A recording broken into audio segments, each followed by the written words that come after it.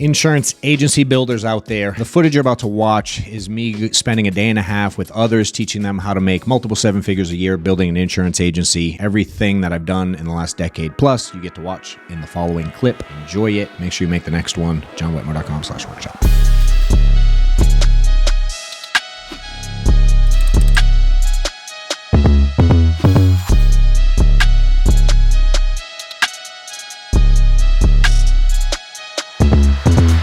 What's up, y'all? Ready to start? I'm good to start a minute early if y'all are. We got a few late ones, but they'll be all right. Appreciate y'all coming out. We're excited to put together a couple days, have a bunch of people here, and ultimately help y'all get paid some more is the goal. Otherwise, what the hell am I doing? Yeah. Right? And at the same time, some of y'all are trying to build something, and it's like, can you learn how to help your people get paid more? Yeah. You know, and that's been a focus of mine now for, and to be clear, it was not the focus early. The focus early was like, certainly for me to get paid. That was the initial, that's why I assume most people are in it for that. Like, I need to get paid. But when I started building, whether I talk about the team, like in terms of agency, or my internal team, early it was like, yo, how can I get paid more? It was not, how can I help them get paid? Right? Yeah. I was like, I want to hire because I want to get paid, which is still true. Like, I don't do this to make no money. But at its core, when the focus was, hey, what can I do with her so I get money? I just found that didn't work really good. You know what I mean? Like, the intentions were wrong. The way I probably worded things were wrong. What's up? We didn't get to say hey. I said, yeah, so were you doing content out there or were you on the phone? Content. I figured, man. I'm like, I think he's out there doing content right now. I fucking love it, dude. Good for you. Yeah, man, I no different than if you go, any of y'all remember being like early on, or some of y'all are still there, early on in the sales side and broke as shit, just trying to figure out how to get paid? Yeah.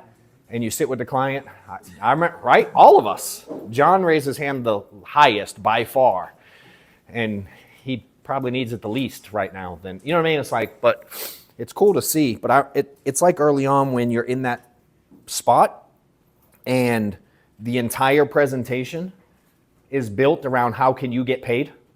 It has nothing to do with like finding out the problem with the client and getting a real financial inventory and asking questions, or, you know what I mean? You're like actually not trying to solve a problem at all. You're just like, can you sign here and approve the ACH so I get paid? Was I the only one that did that? No. Does that make sense? Like, I didn't give a shit at all. And then it showed in my results. You know, and y'all that know me well enough know I'm not necessarily the mushiest dude on the planet with certain things, and I'm like, I like what we do for a living, but the having life insurance on people's families isn't what drives me. I'm glad it's dope what we do, and I do see it, but that's not what gets me up every day. And so it was hard to go like, damn, I actually have to pay attention to what they need, you know, and then by default, I just started selling more. I was like, oh, this is actually way easier. You know, and I'm starting to learn that stuff from the building side. It was like the same feeling for me. I felt like I was early on sitting down with a client, like just trying to get a check, you know. And when I started recruiting, I was like, I'm just trying to get people, like, how do I get an override? I'm calculating it, looking at, you know what I mean? No different than you're like, I think they're gonna pick $100 a month. Times 1,200 bucks, $743.19 next week. You know what I mean? Like, I would do that with agents too. I'm like, I got these 7 guys. If they each do $22,000 a day, I'll be rich next week, you know? And it didn't quite work out that way. So my goal is to really make this interactive. There's a workbook because we thought it'd be nice to put one together and kind of flow through, and my team put the whole thing together. I had zero to do with really anything here, to be clear. So like, don't thank me. My crew did all this shit.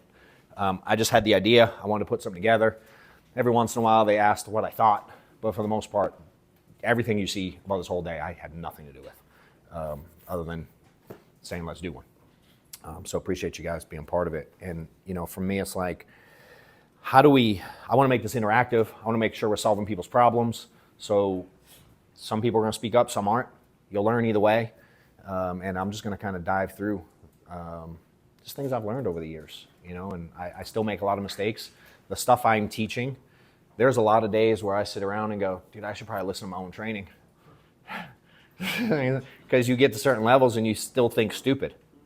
You know what I mean? Like, I still mess up. I still see things wrong. I still, like, it's a struggle every day. And so anything that I'm doing in life, these concepts of do more, and if any of y'all that read the book and understand the background and know what they all mean and have read it and absorbed it, like it's a system and a process in which I get better at things. So I'm following this in my personal world right now, my health space and things in my diet. Like all that I have to do every day. I'm doing it with my family. I'm like, how do I get better on this side of things? I can follow the same steps. So a lot of these things for me have become really universal in how I operate my life. You know, and all I can do is teach you guys the things that I've done. But don't think I ain't messing a lot up along the way and making a lot of mistakes and very imperfect. And you know what I mean? So it's like all the stuff you're worried about, like I got all this going on. Like, trust me too.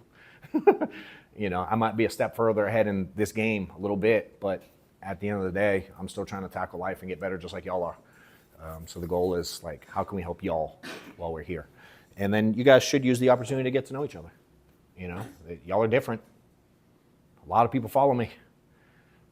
Not everybody wanted to make a move to go. It's inconvenient to come here. You know what I mean? It's a pain in the ass, costs money. We charge a little bit. You paid a lot more to get here and stay here. And so there's a lot of like-minded people in here. You know? And what I love is like, every time I do one of these events, down the road, I always get feedback like, yo, at that event, that changed this and I learned that. Like, I like that piece. The piece that I struggle with still to this day is there's some of y'all in here who ain't gonna change shit after you leave here. And that's facts. You know, and so for me, and I apologize, I know not everybody knows me, and I cuss sometimes. I'm trying my best to get better at it, so please don't take offense. I know I do it too much. It's the way I learned how to use adjectives as a kid. So, huh? It is. It is. I always, especially I see a lady I don't know in the pal, I'm like, all right, they know me. She don't know me yet. Dudes, like, y'all suck it up. But good. So you're okay with it. Okay. Thank you. I appreciate it. Now I got permission. It might get messy. So anyway, we'll go through. So I want to take just a quick minute and I'm like, there's a lot of y'all in here. But I do want to hear briefly. I know most of you, a lot of y'all don't know each other. Amanda, can you, what we want to do is get like a very brief intro. Like, and I've been brief like 30 seconds. Some of y'all like to talk. I like to talk. Please, we don't have, because this, if y'all each take a minute, this is going to take 40 minutes. I want this whole thing to be like 10 minutes or less. Quick introduction, who you are, where you're from, a struggle in one sentence or less, like the struggle part. Just something you want to take away from today or this week, you know, a couple days here. And they're going to kind of take some notes on it, and we're going to put some things up. And my goal is to go like, all right, how do I cover all these things in the next, whatever we got, 30 hours or whatever it is. And I know some of y'all are coming tonight to the house, so we'll have some more time. If you just super quick intro and just kind of weasel through, and you don't have to stand, do anything, nothing at all. Just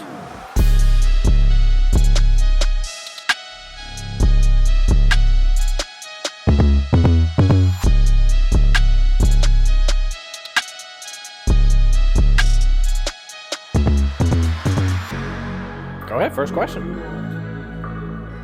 Yeah, I was going to ask if any of y'all watched. Yeah.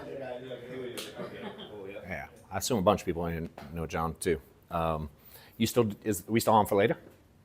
Yeah? So he's going to we have some stuff. We're going to play with the agenda a little bit, timing-wise. John was going to come up and talk at y'all for like an hour about annuity stuff. And he sent me a text yesterday. He's like, I actually have an appointment at 2. He goes, if you want, I'll do the appointment live in front of people. Yeah. Yeah. So he's going to legit I don't know what the hell we're doing. I don't know how I don't know. I said, Amanda, help. So maybe there's going to be some cool stuff, though. So I think he's going to. And what I love is like watching his growth in this thing. We've known each other for a long time now. And seeing where he's come with it. Of all the people, like I watch a lot of people in the space. And a lot of people are afraid of annuities because of the complexity of it in their own head.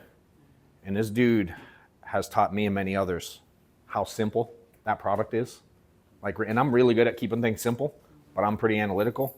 And when I would watch some people teach that side of the industry, I'm like, I feel like I'm not stupid, but I would watch some of those presentations with all the PowerPoints and all the words they used, and I'm like, what did he just say? I didn't understand it at all. And when I see him train, it's like, was he trying to say the same thing? You know what I mean? And but he understands the product like nobody's business at this stage. So you'll get to see the way he simplifies this thing live, which I think is cool. Hopefully they show. Hell yeah, they're going. I love it. Are we streaming any? Are you putting anything up? Are you putting anything on the screen? Yeah. You are? Yeah, I'll plug it. So as he goes through the illustration, they're going to be able to see it. Hell yeah. Good team around. Love it. Cool. I didn't miss anybody. Everybody went, yes? Cool.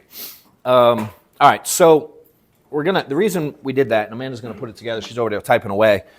But you ever sit in like a sales training for whatever product you sell, and someone on the board goes like, what's all the objections that you get? And if everybody in the room gave every objection for, say, selling life insurance, how many are we going to come up with? Yeah, like 4? We ain't going to have 127. I don't think we could get to 10, especially if you go, that's kind of this, right? And then in the building side, I don't know if anybody's really ever done it on this side. I don't see it a lot, but if we went, what are all the struggles specifically with building? If I took all the people building in here, and I go, what are the biggest problems with getting to the next level? You know how many things are really going to be? No, there's going to be like 4 or 5. It's the same shit. Does that make sense? And everybody just went through. And when we do the next exercise, there's a little downtime. I'm going to sit with her, and I'm going to break it down to see how few we can get it to. That's basically, a lot of y'all said almost the same thing. You know what I mean? Your situation is slightly different. There's certainly different detail. But at its core, there's really only a few things. And I like really simple. Some people like to complicate things. I'm that by default. I will find a way to make something harder. If we're like, let's put this together. I'd have way overcomplicated this. Fair? I'd have way overcomplicated it. Put the table together. I'd have went to Home Depot and bought an entire tool set to put this table together, and she'd be like, you just open the legs and they clip in. You don't actually need one tool. But my brain wants to see the hardened stuff. And so sometimes things are really simple, and I've had to learn how to identify that myself. So when I start looking at stuff, and there's y'all ever see, what's that show? Sheldon. What's the name of that show? So, Big Bang Theory? A bunch of y'all seen it, right? For those that haven't, it's a show based on some nerd who's really good at science-y, astrology, what's the word? What's that? Physics. He's a physics wizard. And sometimes they'll be sitting in their little apartment, and the one girl in the show is the quote unquote dumb blonde. And so she has to watch them interact in their lingo versus real people lingo. And sometimes when they're sitting there, you ever seen them do the whiteboard where they do the formulas, the math? It's I don't know how to say it because I skipped that whole class in school, so I'm really bad at that stuff. But the 47 million link formula, when my brain starts doing that, I've learned to trigger myself to ask someone else their view first. If I'm doing math like that in my head, all these things that I'm going to do, I go hey, Amanda, hey, Steph, I got a couple people in my life that know who I am, and I'm so I just have a trigger, and so I've learned how to go, how can I break this down to the simplest format, and then we can get in depth later. I'm mad at later doing it. Hence the name of the book. The book is named after who I am as a person and the way I've learned how to learn most effectively. And by default, I'm pretty analytical. I'm pretty negative by default. Someone cuts me off. I think they did it on purpose to piss me off. Where a lot of people think oh, poor guy didn't see me. I'm no, I know he fucking saw me. Does that make sense? I'm wired the other way. And I think each of us have to, part of the learning process is learning where you hold yourself back. And a lot of people won't put themselves around others that will tell them the truth. Or if they do, they don't want to hear the truth, and then they defend it. And they validate why they're that way. And that was kind of the first step for me. It's people would start telling me stuff about my demeanor or the way I spoke, like especially when I was starting in this. Where I grew up, no one told me nothing. The way I spoke, the way I behaved, the way I cussed, the way I did. No one was like, you shouldn't do that. Babies as teenagers, that was normal where I was from. No one was like, dude, this is how that plays out. I'm like, oh, I thought that's how everyone's life was. Where I grew up, everyone was on welfare. Everyone was on food stamps. I didn't know anyone in another world. Right? So when you come into the real world, it's like, oh, this is weird.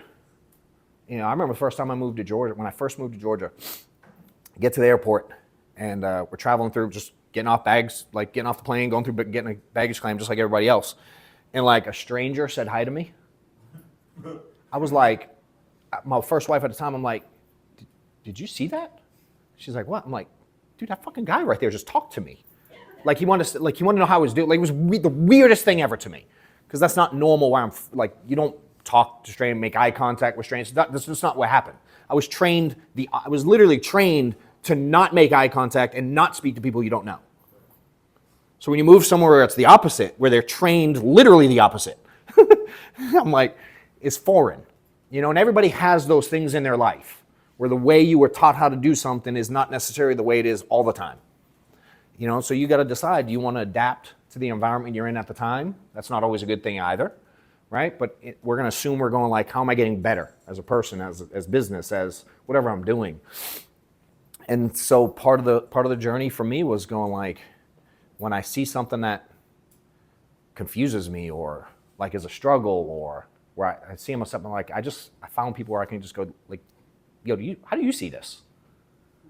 You know, and I only have a couple. I don't ask a lot of people. I think a lot of people do that and they ask the wrong people. And they're like, no, you're right.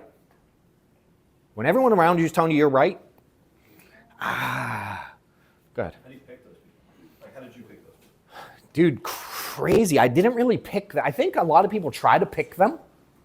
And I don't know how to make it work quite that way. I can tell you, I didn't necessarily pick the individual per se, but I picked the type of person. Right? So for me, just really simply, when we were doing stuff like this, it was the dude at the front of the room talking. Because I was a dude in the back of the room going like, why am I here? This is weird as shit. I'm in my khakis after my accounting job in a hotel in downtown Atlanta, listening to people I don't know talk about making a shit ton of money. It was really weird to me. It was way out of my comfort zone.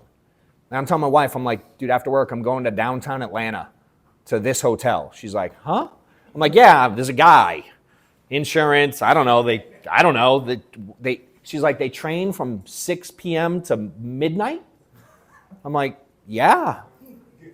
They have this thing called Night Owl after, and they all go to like Ruby Tuesdays, and they stay there after too, so I'm gonna go there. And she's like, what kind of scam are you in?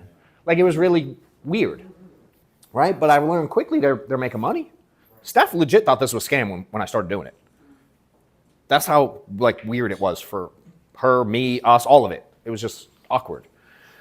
And so when I realized like people were making legit money, for me it's really easy to see who's making money. Like, that's not that deep. So I just wanted to be further ahead. And so it started with that. Like, who's actually, and then I learned people at the front of the room aren't always making money. And I was like, oh, I gotta dive a little deeper. Does that make sense? Yeah. Oh, that fucker paid to get at the front of the room. Yeah. Right? That exists. That's a thing. Yeah. So I was like, oh. So then I just started asking questions.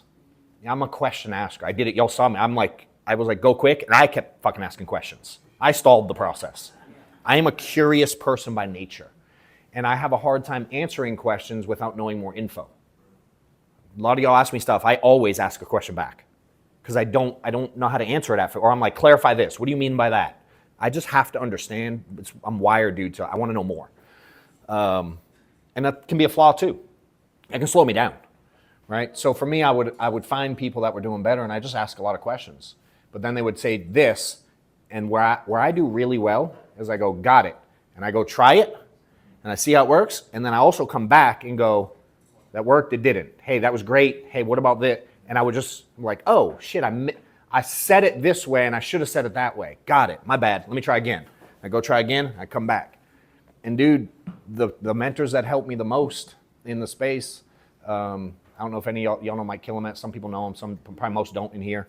Just dude, I just kept coming back. He kept answering. He kept giving me good advice. I kept coming back and I was like, it just worked out one day.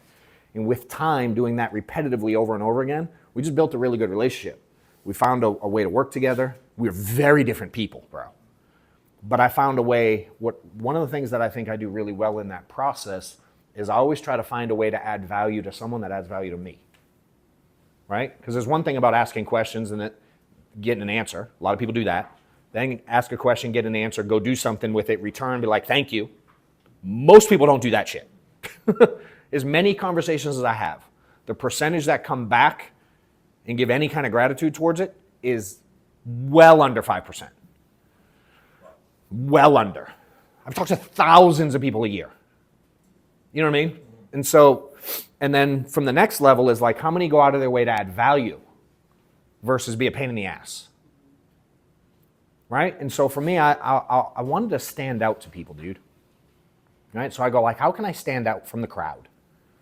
And I feel like that's a skill set. You know, navigating this room, there's a lot of people looking for time. Some of y'all gonna navigate this next 2 days better than others. It's just what it is, you know? And so, man, for me, I would just go, how can I add value? And it started early with Mike. Just I'm gonna give real world like what I did. I want y'all to take the concept. Does that make sense? Some people go like, I gotta do that exactly. I'm gonna take the concept, right? So early on, when I was going down to that hotel in Atlanta, this is in 2012, literally after I would work. I worked in Cherokee County, any of y'all that know that. And then the place where we do the meeting was down by the airport, College Park. So rush hour traffic going from Cherokee County to airport, hour and a half trip every time I did it. It was every Wednesday night. And I would notice when I get there, most people got in at the very last second possible.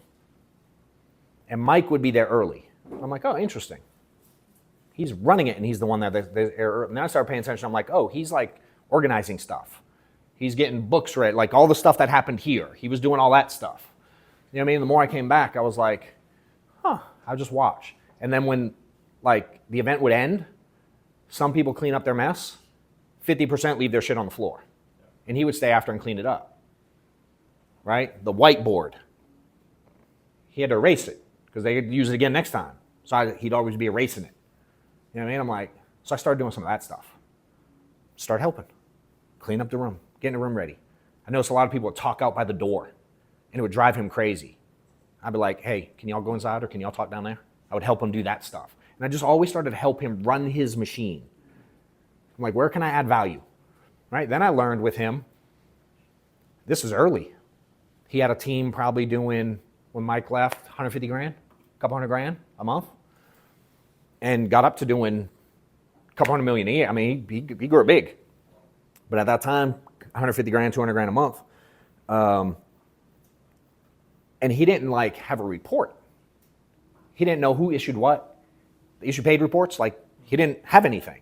And I'm like, I'm kind of a nerd. I like Excel. So I learned, I was like, one day I went to and this was over time. This wasn't in like a week. This is over the course of like a year and a half. You know, there's a picture anybody ever seen the plane picture I've shared? The airplane on the plane? I've shared this a lot. I wish we had it up. So probably 14, Mike would go do events like this and train. And I learned to get with his staff and find out his schedule. And I would book to be on the plane with him. Or I'd ask, I'm like, he would drive sometimes to Birmingham or Charleston. And I'd be like, yo, who's driving with you? He's like, no one. I'm like, can I come? And I would do shit like that. And he just kept saying yes. I'm like, okay. So I kept asking shit. You know, and then with time, so one time, dude, I called the staff and I'm like, well, what seat's he in? And at this time it was like 32A, like in the back of the plane. And his brother-in-law was in 32C, right? So what'd they leave open? This guy booked 32B. I get on the plane. I'm like, yo, my seat's right there. They're like, what the hell? There's 20 empty rows, bro. The plane was like empty. There were like 4 people in the whole back of the plane. And there's a picture. There's a picture of me sitting between. Amanda will find it today. It's like in my favorites. I'm sitting like this between 2 dudes, and you see 7 empty rows in front of us. But I was trying to get around it. You know, events like this, people show up early. I learned that people with money show up early. So every event I go to, I start showing up early. I start asking questions. Most people are afraid to go up and ask questions. I'm like, I'll fucking ask questions. And I still do that. That's who I am. I know I can navigate a room somehow. I know I can stand out with time. And I do it, but it doesn't always work with everybody. I'm like, ooh, that relationship, not my guy. You know what I mean? Or they don't, it just, sometimes it doesn't work. Mark Mead was one of them. Mark's my dude. Bro, first convention, he was on stage. After he was done, I went and found him. I'm like, hey, dude, I got questions. Way over analytical, dumb shit. Like, I literally didn't even listen to what he said in his speech. I wanted to, like, kind of question. I didn't on purpose, but looking back at it, I'm like, I know you just told me exactly what to do, but I have a question. How do I, and I'm asking all these, like, annoying, he literally was like, did you miss the talk, bro? The whole talk was leads and appointments at the time. I'll never forget, y'all read it in the book. Leads and appointments. That was the name of his talk. And he's like, that's this whole business. Leads and appointments. Leads and appointments. Just get good at, don't worry about nothing else. Leads and appointments. I'm like, yeah, but what about the, he's like, the leads and appointments, bro. I'm like, yeah, but he goes, leads and appointments. Like, he literally in my face kept saying it. I'm like, but, and he wouldn't budge. You know what I mean? Finally, he asked me a question. He goes, how many appointments are you running? I tell him. He laughed in my face. I was like, oh, so 12 a week wasn't a good answer? He literally laughed at me like I was joking because I said I wanted to do big things and my effort was essentially zero in his eyes. And, you know, and so I was like, well, it took me 2 days to go, how many do you run? That's how bad at asking questions I was then. I didn't think to ask him in the moment. Thankfully, I got his number. He gave it to me. I text him. Hey, bro, been thinking, how many do you run? I'll never forget his answer for the rest of my life. It said 90 plus, plus, plus. In-home field appointments back in the day. This is 2015. This is January 2015. Very FFL, if y'all familiar, very first convention FFL had. And I was just a dude in the crowd. Just trying to figure it out. You know what I mean? He answered, so what do I do? In the book, March, I start running 30 appointments a week. I'm like, Mark's doing 90, that's 22-ish, whatever it is. I'm like, I ain't Mark. I guess I'll do 30. So I go do 30, start seeing a little bit of success. Yo, damn, that worked, bro. You know what I mean? And we started going back and forth. I'll never forget, dude, ever in my life, I'm sitting in a hotel room somewhere in a hotel lobby somewhere with Mike Killamette. We're chilling, like, you know, they have furniture out there. I'm chilling on the couch, like, foot up on the thing. Just, I don't know if it was before or after. I don't really remember. And Mark calls me. I look, I go, Mike, why would Mark call? What's Mark calling me for? So I pick up, I'm like, what's up, dude? And he goes, hey, man, see you've been killing it. I got a question. What's your process to do this? I was like, again, dude, I'm from the hood. I don't know. I'm like, the fuck's he want? Why is he? I said, hold on. And I go, why the fuck is Mark asking me questions about my process, dude? It's Mark Mead. Mike's like, dude, you're doing something good. He just wants to know what you're doing. He's like, it ain't that deep. I was like, oh. And then so I started going like, oh, I can add value to Mark's world? Like what? But there were things I was doing that he did differently.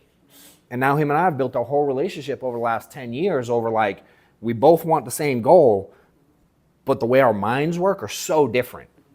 And so we test each other, we push each other, I want to understand, like a simple example. You know, Mark, if y'all know Mark, staff, you give him a 475 staff, he's in heaven. I'm like, more than Amanda, I stress out by default. I didn't build this with a lot of staff. So we would have conversations about the way to build it and pros and cons of each. And that became the relationship with Mark. And him and I still have conversations to this day about business. Friendship, we've traveled together, and but it all started with, hey, I got a question. And I would continue and just find ways to add value to Mark. At one point, not only did I figure out Killamette didn't know how to run numbers, I started running his issue paid. I created an issue paid report for Killamette. And I'm like, dude, here's your team leaderboard for your call this week. He's like, what? I'm like, just give me a login, I'll run it. And I had all of Mike's logins for everything. He never touched anything, IT, math, formulas, anything ever in his agency. I just did it. You know what I'm saying? And then one day, just again, I'll be very transparent about the way, y'all ever like wait for numbers from the company? Yeah. Any company you work at? Hey, what's our team numbers? And when they don't put it out, you don't know your numbers? I don't know how to live like that. That's fucking weird to me. I'm like, they get the number somewhere. That's true. The insurance companies have them. They're on your commission reports. They know. I'm sure one day someone sat at the carrier and went, we should probably make a report that shows how much this dude got paid. There's no way I thought of that. So I just logged into the carriers and I looked and I'm like, they all have one. So I started running them. So when everybody else was putting out week whatever numbers, they'll put out, February, March 17th. I'm like, nah, dude, I put out February March 1st. And so our team leaderboard, we'd always be a week or two ahead of everyone. Then one day Mark reached out, he's like, how the hell you do that? I'm like, bro, I run it. He's like, but who runs it? I'm like, no, I run it. I download the report, I put it into Excel, I run it. And I taught Amanda how to run it with time. I'm like, hey, I need you to run it. Here's how you do it. And I taught her how to download and run issue paid reports. And then people started calling me like, yo, I don't even know how to open a computer. I'm like, how about I run them for you? And so I started running numbers. We got to a point where I'd run Mark's numbers, I ran Andrew's numbers, I ran Paul's numbers, I ran Killamet's numbers, and then we did all of FFL. We used to run all of FFL's numbers in my office. Most people don't know that. We did for how many years? 4 years we ran FFL's numbers. Y'all would get those reports with the PDF file on one, and then you get the Excel sheet with the other, with the leaderboard over here, the team over there. I built that fucking report in my living room, on my couch, one weekend, being anal. But it added value to people. You know what I'm saying? It's like, and I've even had situations where I'm not everyone's favorite. They're like, he's fucking good. Let's let him be. I can be a pain in the ass. You know what I mean? I'm a lot sometimes. I handle things incorrectly sometimes. And I mess up a lot. But I'm like, I am trying my best. You know what I mean? I am trying to add value to people. And so that's kind of my process, dude. Always. Does that make sense? Yeah. And those are just some real world examples. You just got to find your way to do it and find something that matters to someone. Does that make sense? Yeah. Now, some people here are like, do you want us to clean all your shit? I'm like, no, I don't. Please don't. I have a team that they do it. Does that make sense? I'm not looking for that. That doesn't wow me. I ain't mad. I do want you to not leave your trash here. But I'm also like, I don't need everyone to show up. You know what I mean? That's not me. So you got to make sure it's adding value to the person in a way that they give a shit. Does that make sense? Yeah. Not your perceived necessarily. Yeah. And there's always a way to do it, I think. Yeah. Hell, you could go as simple as can you help some of their agents? I remember when Mike had to tell me to stop training agents that weren't mine. He literally called me. This is the building selling thing. I was selling and I was helping build other people's teams. I got really good at selling. I got really good at selling only a few things. Cross sell something, I don't have a clue how to do that. I don't know not about. I don't know what y'all do. When you guys speak about what it's like Chinese to me. I don't know my own health insurance policy. I probably call Amanda. Amanda, how many times a month or a year do I call you to go, where's my health insurance card? Oh, every other month? Yeah. I don't know what I have. Yes. I don't know one thing about any of it. But that's my style. I'm not mad at people that do. Does that make sense? I like simple and I do it a lot. So, I don't know. I was going somewhere with that, but, yeah. Cool. So, any other questions? I'm going to give you all a little exercise here in a minute. But anybody got anything before I dive into the next? You're welcome to ask.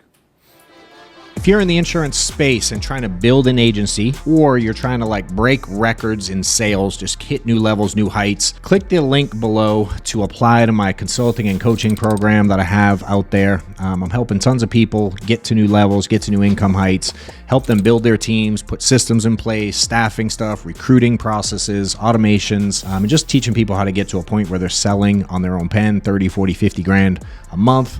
And if they're building a team, teaching how to have an effective structure to your insurance agency for the most profitability you can. There is an application process. I'm only looking to work with high-end people who really want to make big things happen. A couple recent clients that we've had in the coaching program. One dude as an individual went from selling $8 grand a month, barely getting by, about to quit the industry, found the book, hit me up direct, started the coaching program, went to 35K his first month, has issued like 150K in the last 90 days, and has changed the trajectory of his career. Working with another agency builder, very first month went from doing like 800 grand a month to almost 1.1 million. We added like 10 or 15% production in 30 days. And continue to work on things there. So if you're interested, click the link, apply, and if you're a fit, I'll reach out. Yeah, shit. I do. Go for it, please. Who is your mentor now? It's a really good question. It's funny, like, I still talk to Mark a lot. Mark and I talk a ton. I learn a lot from John about the annuity space, and him and I. Like, if I spend time with John Gavin, the one thing I know for sure is my cheeks are going to hurt and there's going to be tears running down my face from laughing so hard that not only do I try to add value to his life, he informs me about stuff, but I have the absolute fucking best time ever. Nice. You know what I mean? So I'm like, that's a cool relationship to have. You know? Killamet is kind of doing his own thing, retired. We'd stay in touch a little bit every once in a while. This dude, Hunter, he's an integrity partner. He's smart as all get out, young dude, like 30, early 30s max. Dad basically runs the Medicare space in insurance. Like, he is Medicare. Every Medicare integrity partner, Mike White found and brought up as per, like, they do Medicare. So he's got to watch his dad build and sell 3 companies in the insurance space. He's smart as all get out. His office runs a shared service for all of integrity. So really smart dude. Just grew up very different, but love him and his wife. Coincidentally, just shit luck, we happen to be living in the same subdivision. I had land in a county a little while over. We bought some land over here, but it was going to take 2 years to build. So I bought a temporary house. Just so happened to be in the same neighborhood as this dude. I didn't know it. Going to school, dropping the kids off, one day I see an integrity logo on a car, and I'm like, huh, what's up, dude? Good to see you. I'm like, oh, weird. You don't see that often. You know what I mean? Like, so think nothing of it. One day I'm at the country club trying to play. I'm really bad at golf. Like, I don't know golf at all. I get nervous, especially at a club, because I'm like, I didn't grow up a club kid. And when you get on the golf course, I don't really know the rules. Like, I kind of know I'm supposed to get it in the hole, but I don't know the etiquette. I didn't know, like, wearing a hat backwards is not a thing. Like, you're not supposed to do that. You roll up your sleeves so you don't get a tan line. They don't like that. I'm like, oh, weird. So one day I'm trying to navigate the course, and I used to go with Killamet only, because I felt like, oh, I can kind of hold daddy's hand and walk around the golf course and tell me what to do. And one day I decided to go by myself, and I got lost on the golf course because I don't know where the holes, I don't know where to navigate. And crazy enough, I go to pass this dude on hole, and the way the country club works, there's a split, and it's hole 4 and hole 11. I was supposed to go to 4, and I didn't see it, and I went to 11, and there was someone there. And I'm like, there was not someone just in front of me a second ago. So I'm like, all right, I'll sit and wait. And then I notice there's someone behind me, and I'm like, now I'm getting nervous. I'm like, something feels wrong here. So I leave. I'm like, I'm just gonna pass everyone and go play another hole that's empty. This is like 3 years ago. Yeah, like, I'm fucking weird. I'm not comfortable on a golf course. So I go to leave. I'm like, I'll just find an empty hole and play, or I'll go home. I don't need to golf that bad. So I go up, I pass 11, I go up 12, and I'm going up, and I'm wearing an integrity shirt. He's wearing an integrity shirt. I'm like, he goes, and we stop, and I talk to him on hole 12. And that's how I met Hunter White. We start talking, both integrity, find out kids obviously go to the school. I'm like, oh, you're the one with he has what's that Mercedes? The G-Wagon. I'm like, y'all got the G-Wagon? He's like, yeah, that's my wife. I'm like, oh, shit. I'm like, where y'all live? He tells me where I live. I'm like, dude, I live like around the corner. He's like, yeah, you know the big white house? I'm like, yeah, the 2 houses down from me. He goes, I'm building that. So we were neighbors and literally didn't know it. And I just met him on the golf course. So we started talking. Started creating a relationship with the guy. Found out his dad runs, you know what I mean? Now we have dinner once a month. We travel 2-3 times a year. Him and his family, we all go together. One of the nicest dudes ever. Is it Hunter White? Yeah. No, you won't find him on social. He's like, I don't do that shit. Hunter White don't have no social media. He's like, he don't do nothing. He's one of those undercover guys. But him, you know, yeah. What about business-wise? Like, at what point in your business did you have, because I don't know, but at what point in your business did you have somebody to kind of assist you and help you from working in your person and transferring into business and Yeah. living outside of your person? Yeah, I mean, I'm a question asker. I will find the answer. Yeah. I'm not the guy that's going to go like, I'm going to create something new. You can ask them. They come up with an idea. The first thing I do is like Google it. Yeah. Someone's doing it. Yeah. Someone has the solution. We need these cloths we got these tables, and I'm like, someone made one. Someone thought of this shit. Yeah. But I'm the guy that goes, I will figure it out. I will figure out how something's done. Always. And when Amanda, she don't do it anymore, ever would go, that ain't possible. That's the worst thing to say to me. Yeah. 'Cause you're gonna figure it I will figure it out, Yeah. and I'll figure it out on my own. I won't sleep I will figure it out. I'll get the answer somewhere from someone, you know. And so today, like I paid Patrick Bet David, pay him $100,000 last year. One of the biggest dudes in the insurance space. I got mentored by him, Patrick Bet David. If you don't know him, you should. Matt David. Bet David, BET-David. Sold PHP for like $300-400 million. Okay. Yeah, runs Valuetainment, massive. You know what I mean? Like I pay him. He's expensive. We ain't best friends, but I get to ask him questions about business. You know what I mean? Like if I happen to see him out, he'd recognize me, Yeah. but I don't have his number. I ain't got it like that. Yeah. You know, I'm like, all right, if I got to pay you to get mentored, I'm in. I'll pay for it. I don't care. Facts. So, Okay. yeah, and I've had different ones over the years. I pay a lot of money to get better. Yeah. I'm 6 figures plus every year. Yeah. Yep. How do you discern who a mentor should be, especially at your stage? I'm assuming that pool of people becomes smaller. As you grow, how do you discern? Weird enough, it gets bigger. It's fucking weird, dude. You start making money, people with money like helping other people with money make more money. That's true. It gets easier. I can find 20 today. I can just go to the club. I go in the men's grill, there'll be 50 guys rich in there. I just ask any one of them questions I want today. Not because it's like, oh, John, what? They don't give a shit about me at all. But they all make money, and I've learned people with money are wide open sharing how they've made money. That was something I did not see coming. You know, so now I like try to connect with people. Like my kids they go to the nicest private school out here. You know, it's not the nicest one in the world, but for out here, it's like they go to a dope school. It's like a college campus. You know, there's some people with money there.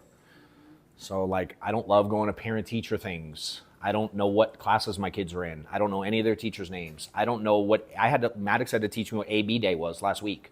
I'm like, what do you mean AB Day? Some of y'all don't know what that means. It's a thing in school now. You know what I mean? I don't know how to log in to see his grades. I don't know how to do any of that stuff. You know, Steph will get on to me if we have an event at, say, the club or a school event or one of the parents. Like, I'm chilling by myself over there a lot by default. And she's like, you get in a room like this. She's like, and you don't shut the fuck up. And you go to an event over here and you don't speak. She's like, can't you be that here too? Right? This is 2 years ago she's telling me this. And I'm like, good point. Some good people here. Some people making money. So now when I go to those events, for me, I go like, how can I get to know someone there? You know what I mean? Start building relationships with people. You know? Nothing to just see what comes from it. And now I've met some really good people I've met. You know? Dude runs the annuity thing. His kids go to the school. I know a dude that runs an entire division of Aflac. His kids go to the school. There's a dude who just sold his company for like $50 million in the health space. He goes to the kid's school. My kids sleep over at his house now. They like hang out. You know what I mean? It's like just building relationships with people. That's important. And again, some of y'all in here that know me well. I am not the best at it. I'll mess it up in a second sometimes. There's people in here I've messed it up with. I go like, I'm sorry. I'm doing my best. You know, so I just try to get better all the time, man. You know, and it's like that. The levels of this thing for me never changes. You know, you just watch stuff Jesse's doing, John's doing, these guys are doing. Like they're messing stuff up too and trying to get better. It's like we're all just trying to get better. And if we can kind of help each other along the way, it does get easier.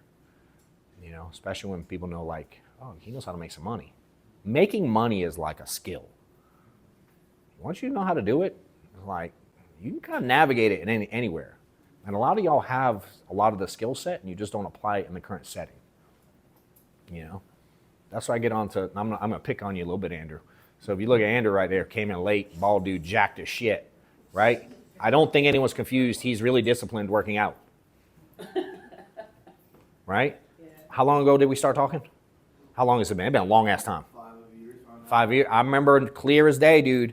I'd be like, I don't understand how you're disciplined in that and you can't stay calling clients every week. Those are those conversations we would have then. And I'm like, you already are disciplined. And he would convince himself he's not disciplined. I'm like, dude, you're one of the most disciplined humans on the planet. And a lot of y'all have a skill set already somewhere in your life and you just choose not to apply it here. And I'm like, it's the same. It's the same. Getting jacked is the same as selling 400 grand. Now, getting in my shape might be like selling a bunch. Getting in his shape is going to be like selling and building. What do you think he does to get that big versus what I do? Do you think he works out more or less? Is it that deep? Does that make sense? And this is the same thing. Those of y'all selling 40, 50K a month.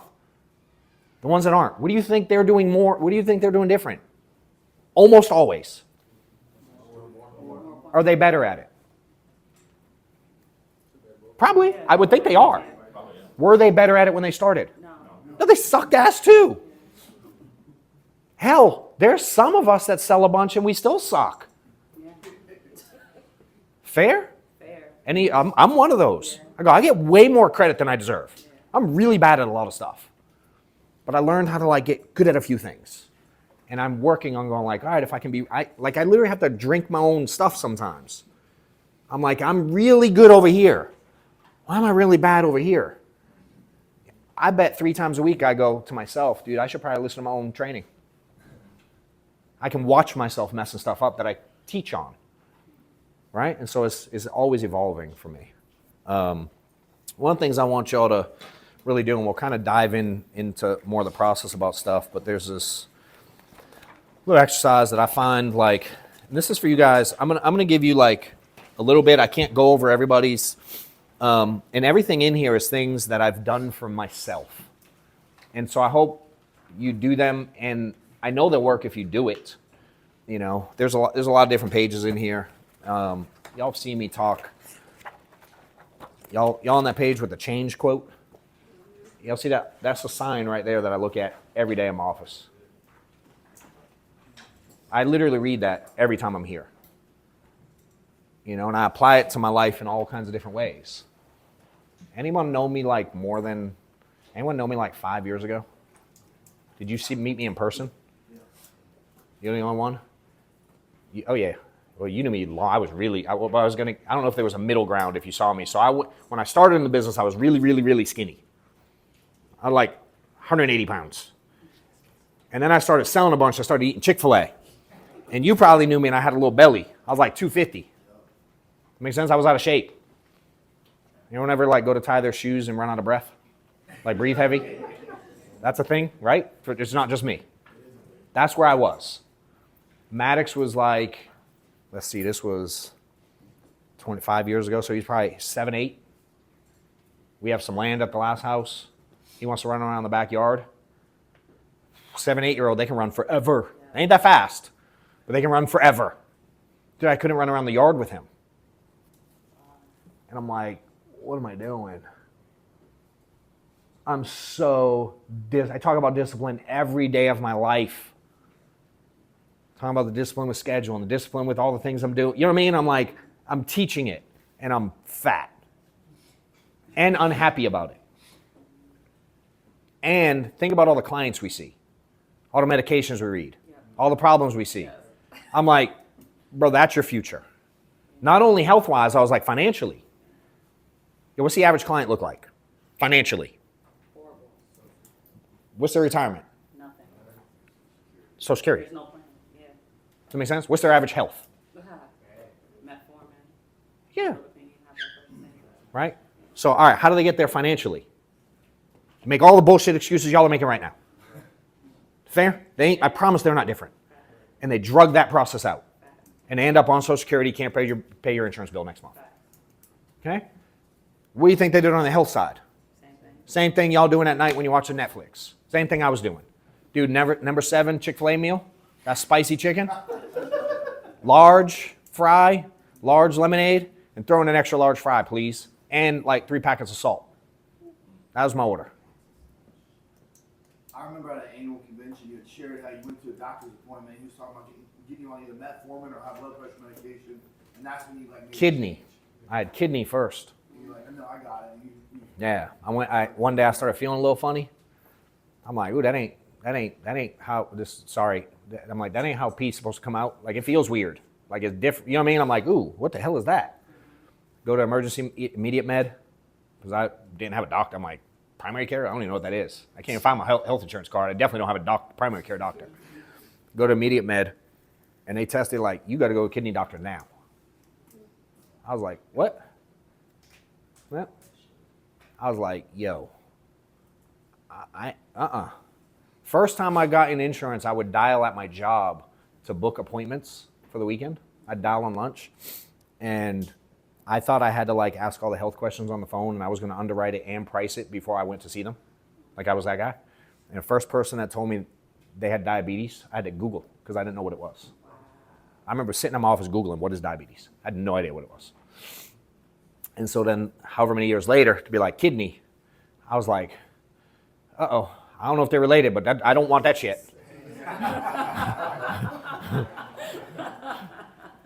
You know what I mean?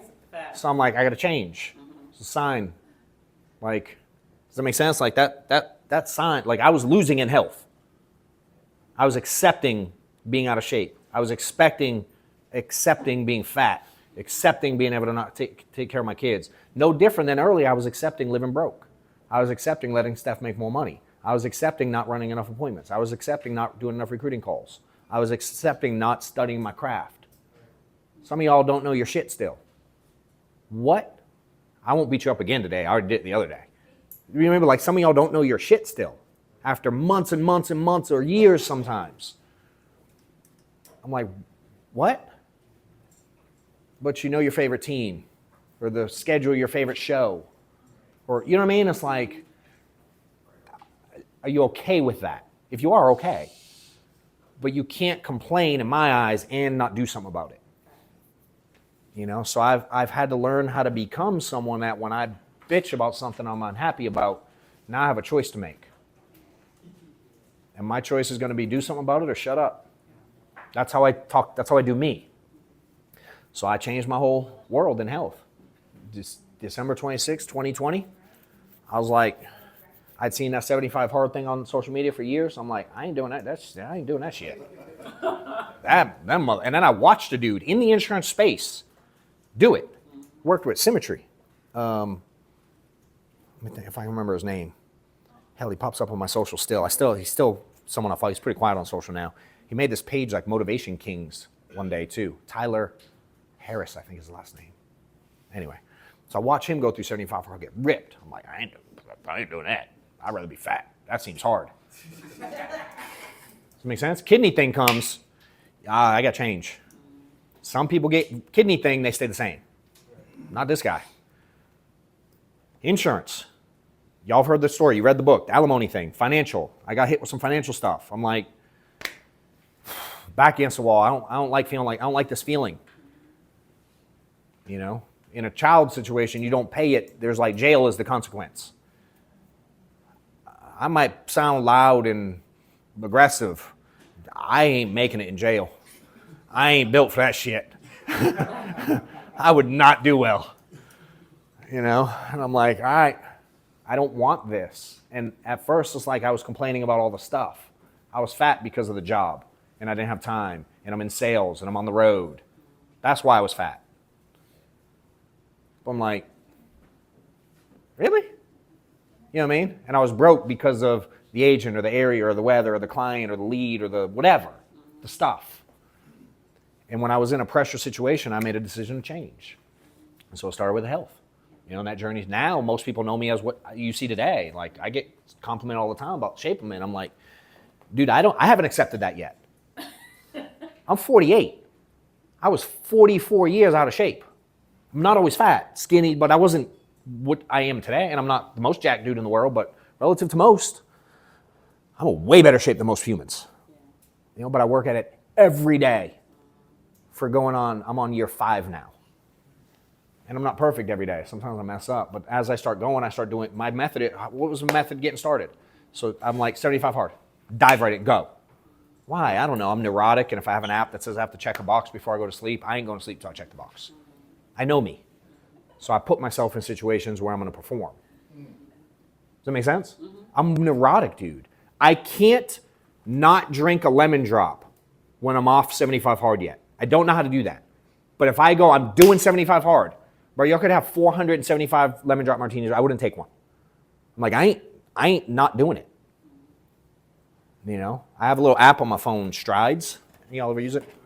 So I have the 75 hard app. I do that stuff every day, but I also have this one called Strides, and I have things that I do every day, and it keeps track of how many days in a row you do it. So for me, when I want to commit to something, I'll put it on there. But I'm careful what I'll put on there, because I know if I put it on there, I physically cannot go to sleep without checking it. Y'all coming to the house tonight? I'm going like, when John talks, should I go do my second workout, or do I do it at 10 o'clock tonight when I'm like, I don't want to be mean, I'm going to do it at 10 o'clock tonight. But this morning, I did my routine a little bit different.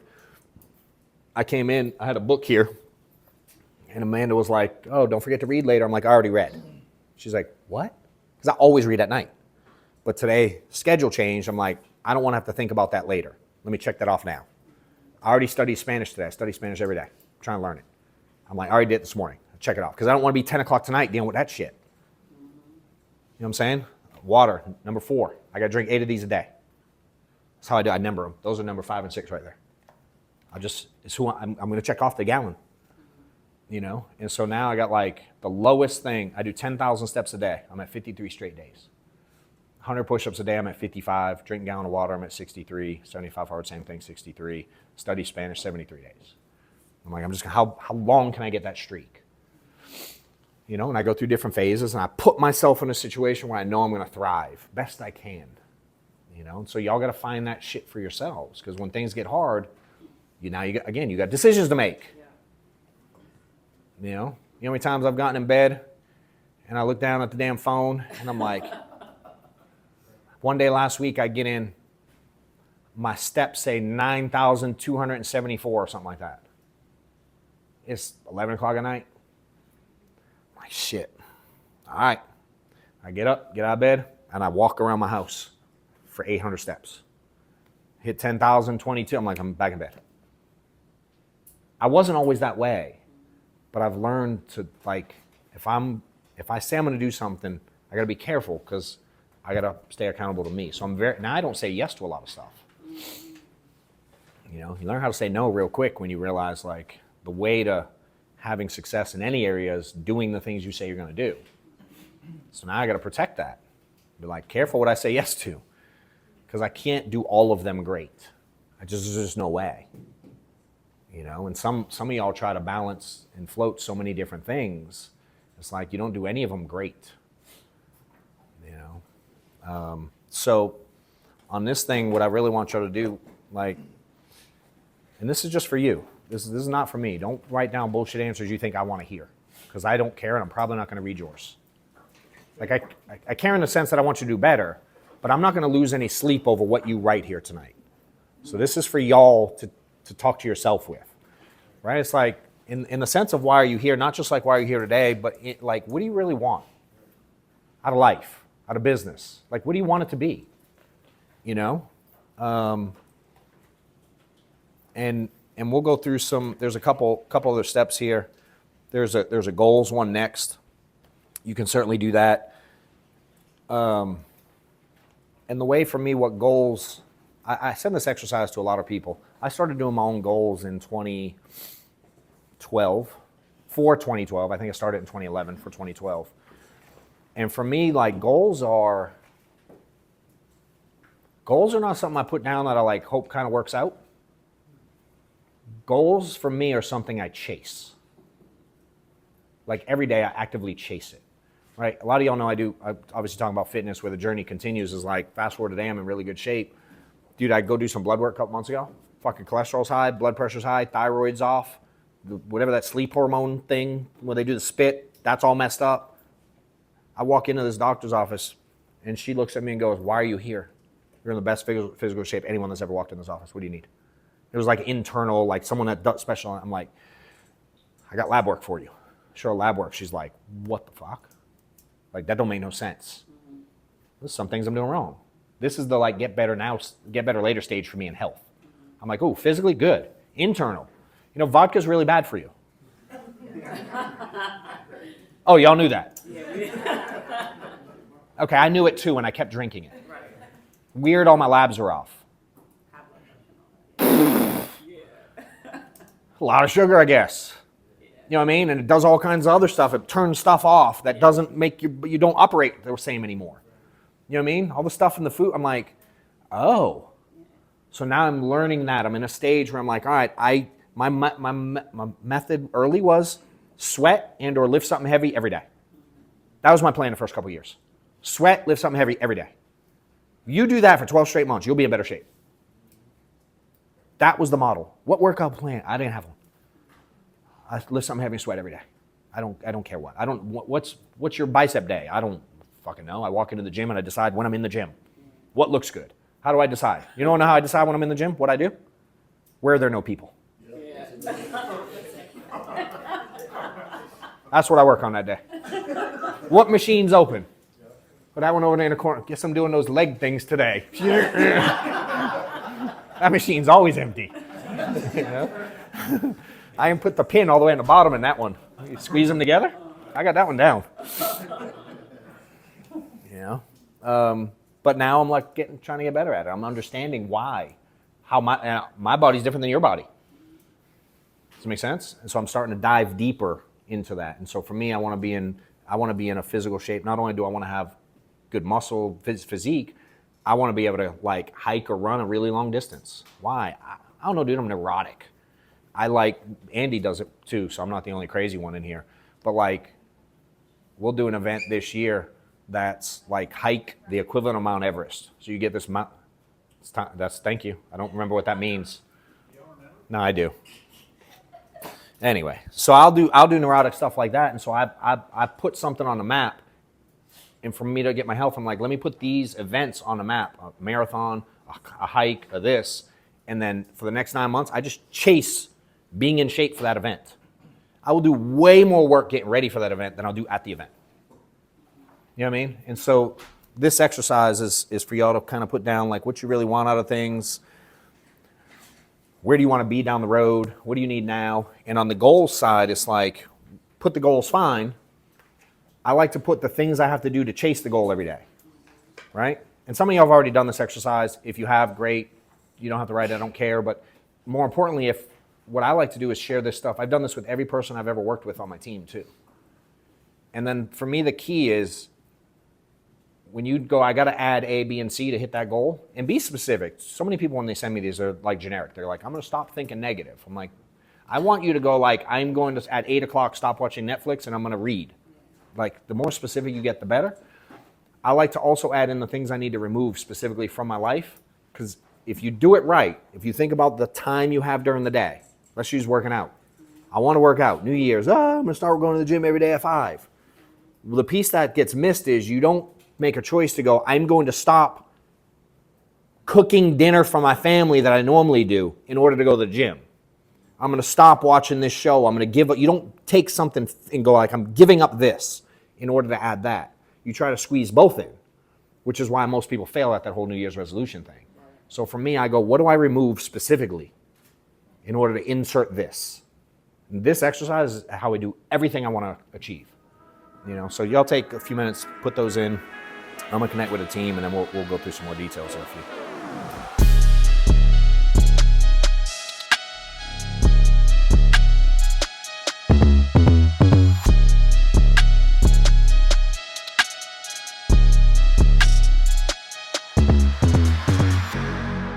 All right, y'all good? Those that aren't done, you can finish it a little bit later. I'm gonna kind of run through mine specifically, and this is something like y'all should do ongoing. You know, I look at this stuff in my life pretty often. I always kind of analyze where I'm at with like what I want to achieve. I'm not the guy that writes down my goals every day, but I like looking at them. So I look at things. I kind of pay attention to things I'm working on, and I sort of audit my time a lot. I'm kind of a like crazed maniac with my calendar. A lot of people like, hey, we send invites to people for stuff and they miss the invites. Like they don't even know where to find the invite in their email. Like they don't manage their calendar at all. People get times wrong a lot. Like and I used to live in that chaos and I don't like it. I'm like, I don't do anything now without looking at my calendar first. And I have my life set up in a way where I share my calendar with Amanda and with Steph. And kind of the way my life works is whoever gets it on the calendar first typically wins. Does that make sense? So like I schedule things out like crazy if I got stuff going on. So Steph knows before she puts me in a situation where she needs my time, she has to check calendar first. Now certainly I have some leeway. Does that make sense? Amanda knows to check the calendar first. And I know if I want to do something at any point, I got to put it on there because people are looking at it to work around my time. I block off times. If I don't want to deal with nobody at a certain time, I have like, any of y'all have like a Calendly or a link you share. You can't book on mine. 11 to 4 is it. Anyone I'm sharing a calendar, you cannot, Monday through Friday, 11 to 4, you ain't booking outside of that. Why? I got other shit going on. Those are the times available. Some of y'all that are in coaching, she sends like, here's his times. I don't let people book before 11. They can't book something on my calendar before 11. Like this, we had to go like, some of y'all we're like, we want to do it early. She had to go, make sure you change your routine. Tomorrow I got to change the gym. I'm like, I'll make a decision like, all right, this I'm going to adjust for, but I got to change the other things in my life to work around it. You know, and like we're looking at some stuff for this summer. I went to book a speaking event. Oh, our next thing of this. I went to put it on the calendar. I'm like, let's do some time in June. We're going to do something around Cody's event. I think he's going to come to it as well and speak at it. There's some people we're working on doing it with. And I go to book it, and Maddox already has a baseball tournament on Saturday.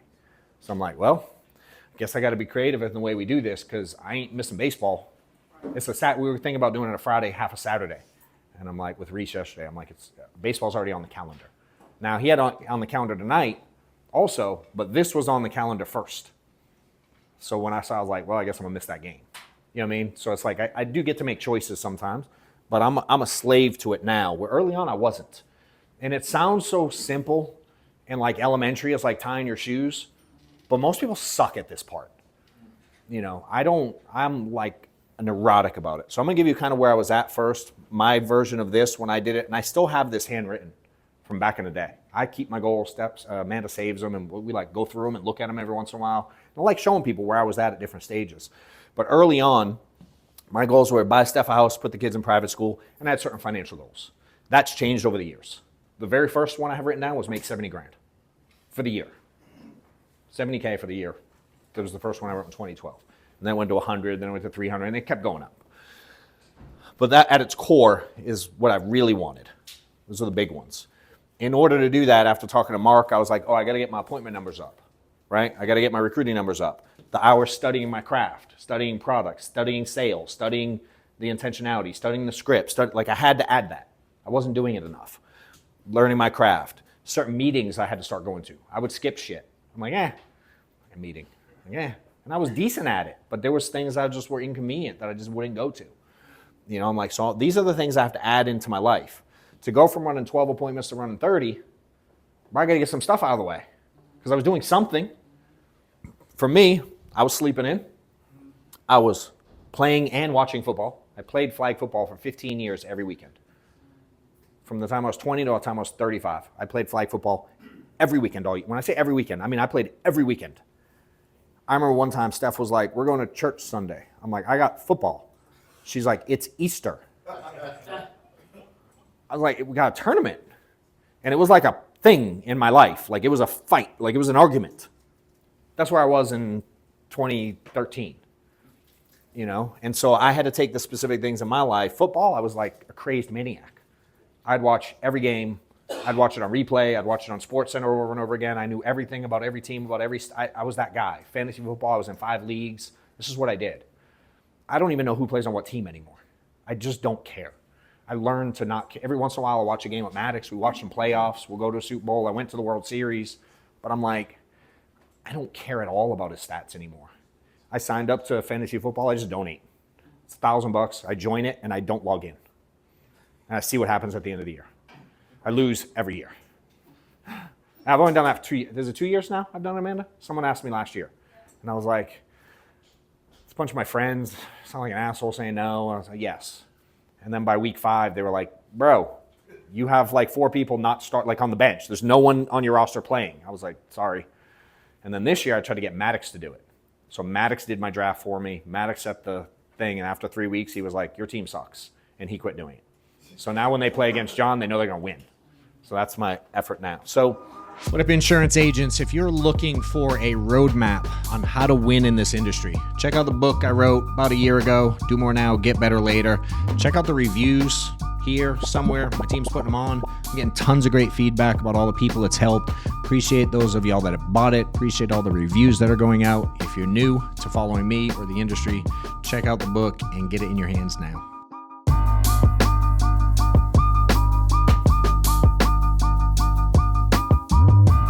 I started looking at this stuff. So it's like, look at your stuff, and then I want y'all to really take your time. On one of the pages is, I think the next page is more of a schedule. I think there's literally a screenshot of my calendar. Let's see where it's at. Yeah, that next page. And that sign, the one that today, tomorrow sign, if any of y'all happen to go upstairs, there's a sign in my office. Steph had it custom made for me. I used to keep it at the home office back in the day, and when we got a real office, I hung it here.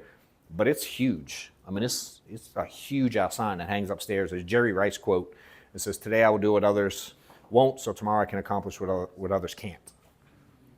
And if you walk around my office, you'll see signs. These are for me.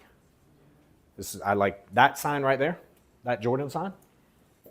When I was in the office, y'all have heard me tell the story about when I found out about a financial thing, I'm flipping things, I'm losing my mind, and that sign sat right in front of me every time I dialed. I had that sign hanging. I've had that sign for 10 years, 12 years, that exact one. I hung it on my desk, right in front of my desk. When I dialed, I'd read that because I sucked. I was getting yelled at and hung up on, and recruits quit. Everyone was quitting. You know what I mean? I'm like, I would read that every day. Every day I read that. I started believing that shit. You know what I mean? It's like you can trick yourself into doing some crazy things.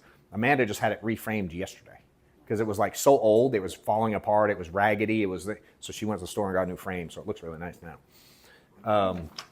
So for me, they took a screenshot of, this is last week's schedule. This is one day. Not every day looks like this for me. It's on the little screenshot, the black thing.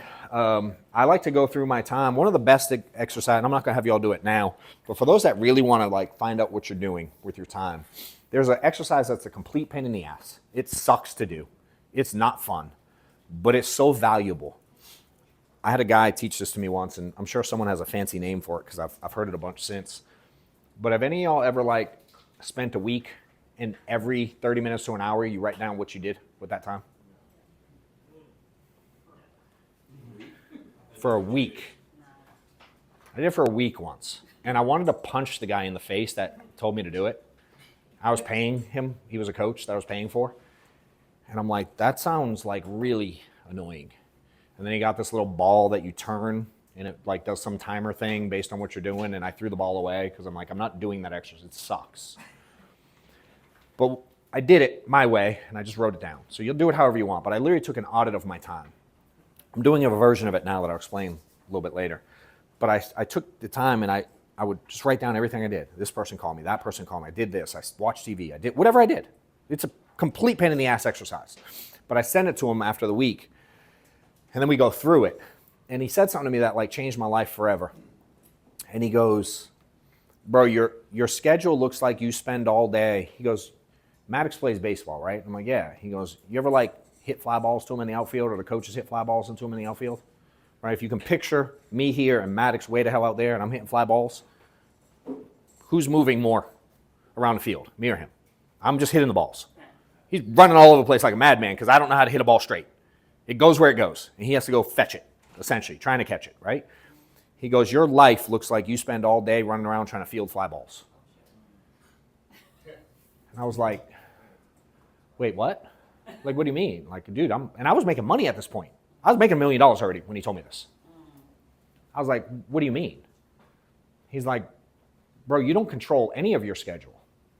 When people call you, you pick up. When people need you, you answer. I'm like, why is that bad? I'm like, that's good. He's like, dude, what were you supposed to be doing at the time where Michael called you for 47 minutes? I was like, oh, he quit already. He's like, what did y'all talk about? Oh, his phone script. I mean, he was struggling on the phone. He's like, has he made any dials yet? Has he done it? I'm like, nah, I'm just trying to help him. He's like, is there a more effective way to help him? You know what I mean? And we start going through details of it. And I was like, everyone else dictates my life.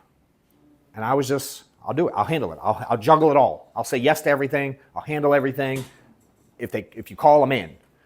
You know, and I reflected on it a little while. At first, I fought him.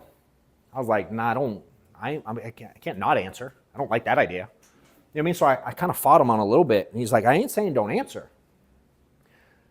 But can't you have certain times where you do certain things? Like what percentage of people who call you in that particular moment would have survived if you didn't talk in that particular moment? All of them. Correct. You ain't that damn important. Right?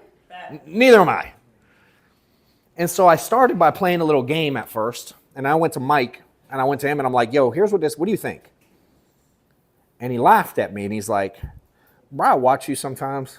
You be talking about some nonsense with people for a really long time. He goes, try this. And we start naming names, right? Because he knows my group at the time and knows what I'm dealing with. He goes, this one, this one, this one. He goes, when they call, just send them a voicemail and call them back in an hour. I was like, all right, that's it? He's like, yeah, okay, whatever. So I call and I start doing it. I call back an hour. You know what the most common response was when I call someone back?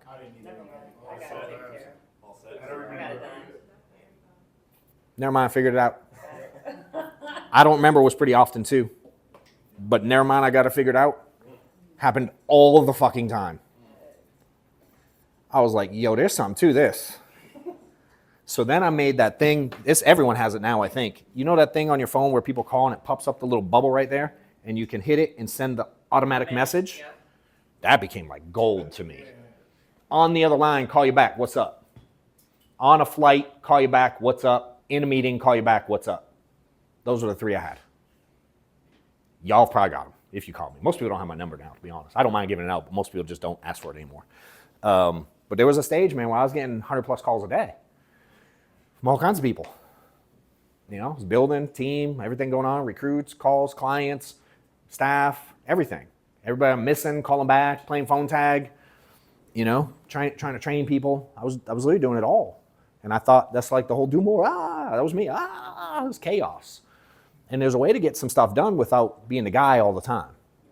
You know, and I learned I had to help people become self-sufficient. You know, what's that saying to like teach people to fish or whatever?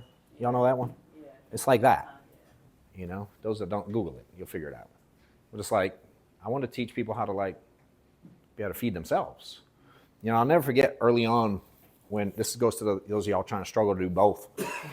I was getting a little bit of recruiting momentum early. You know, have a handful of guys. They'd show up to the office, do whatever, messing around a little bit. We're doing a little bit of volume, 50 grand, 100 grand, nothing crazy. But people would come to the office, and then I'm supposed to be dialing, and they would ask me questions, and I would sit and train them. Right? Any of y'all do that? You're supposed to be doing one thing, and you spend time training people?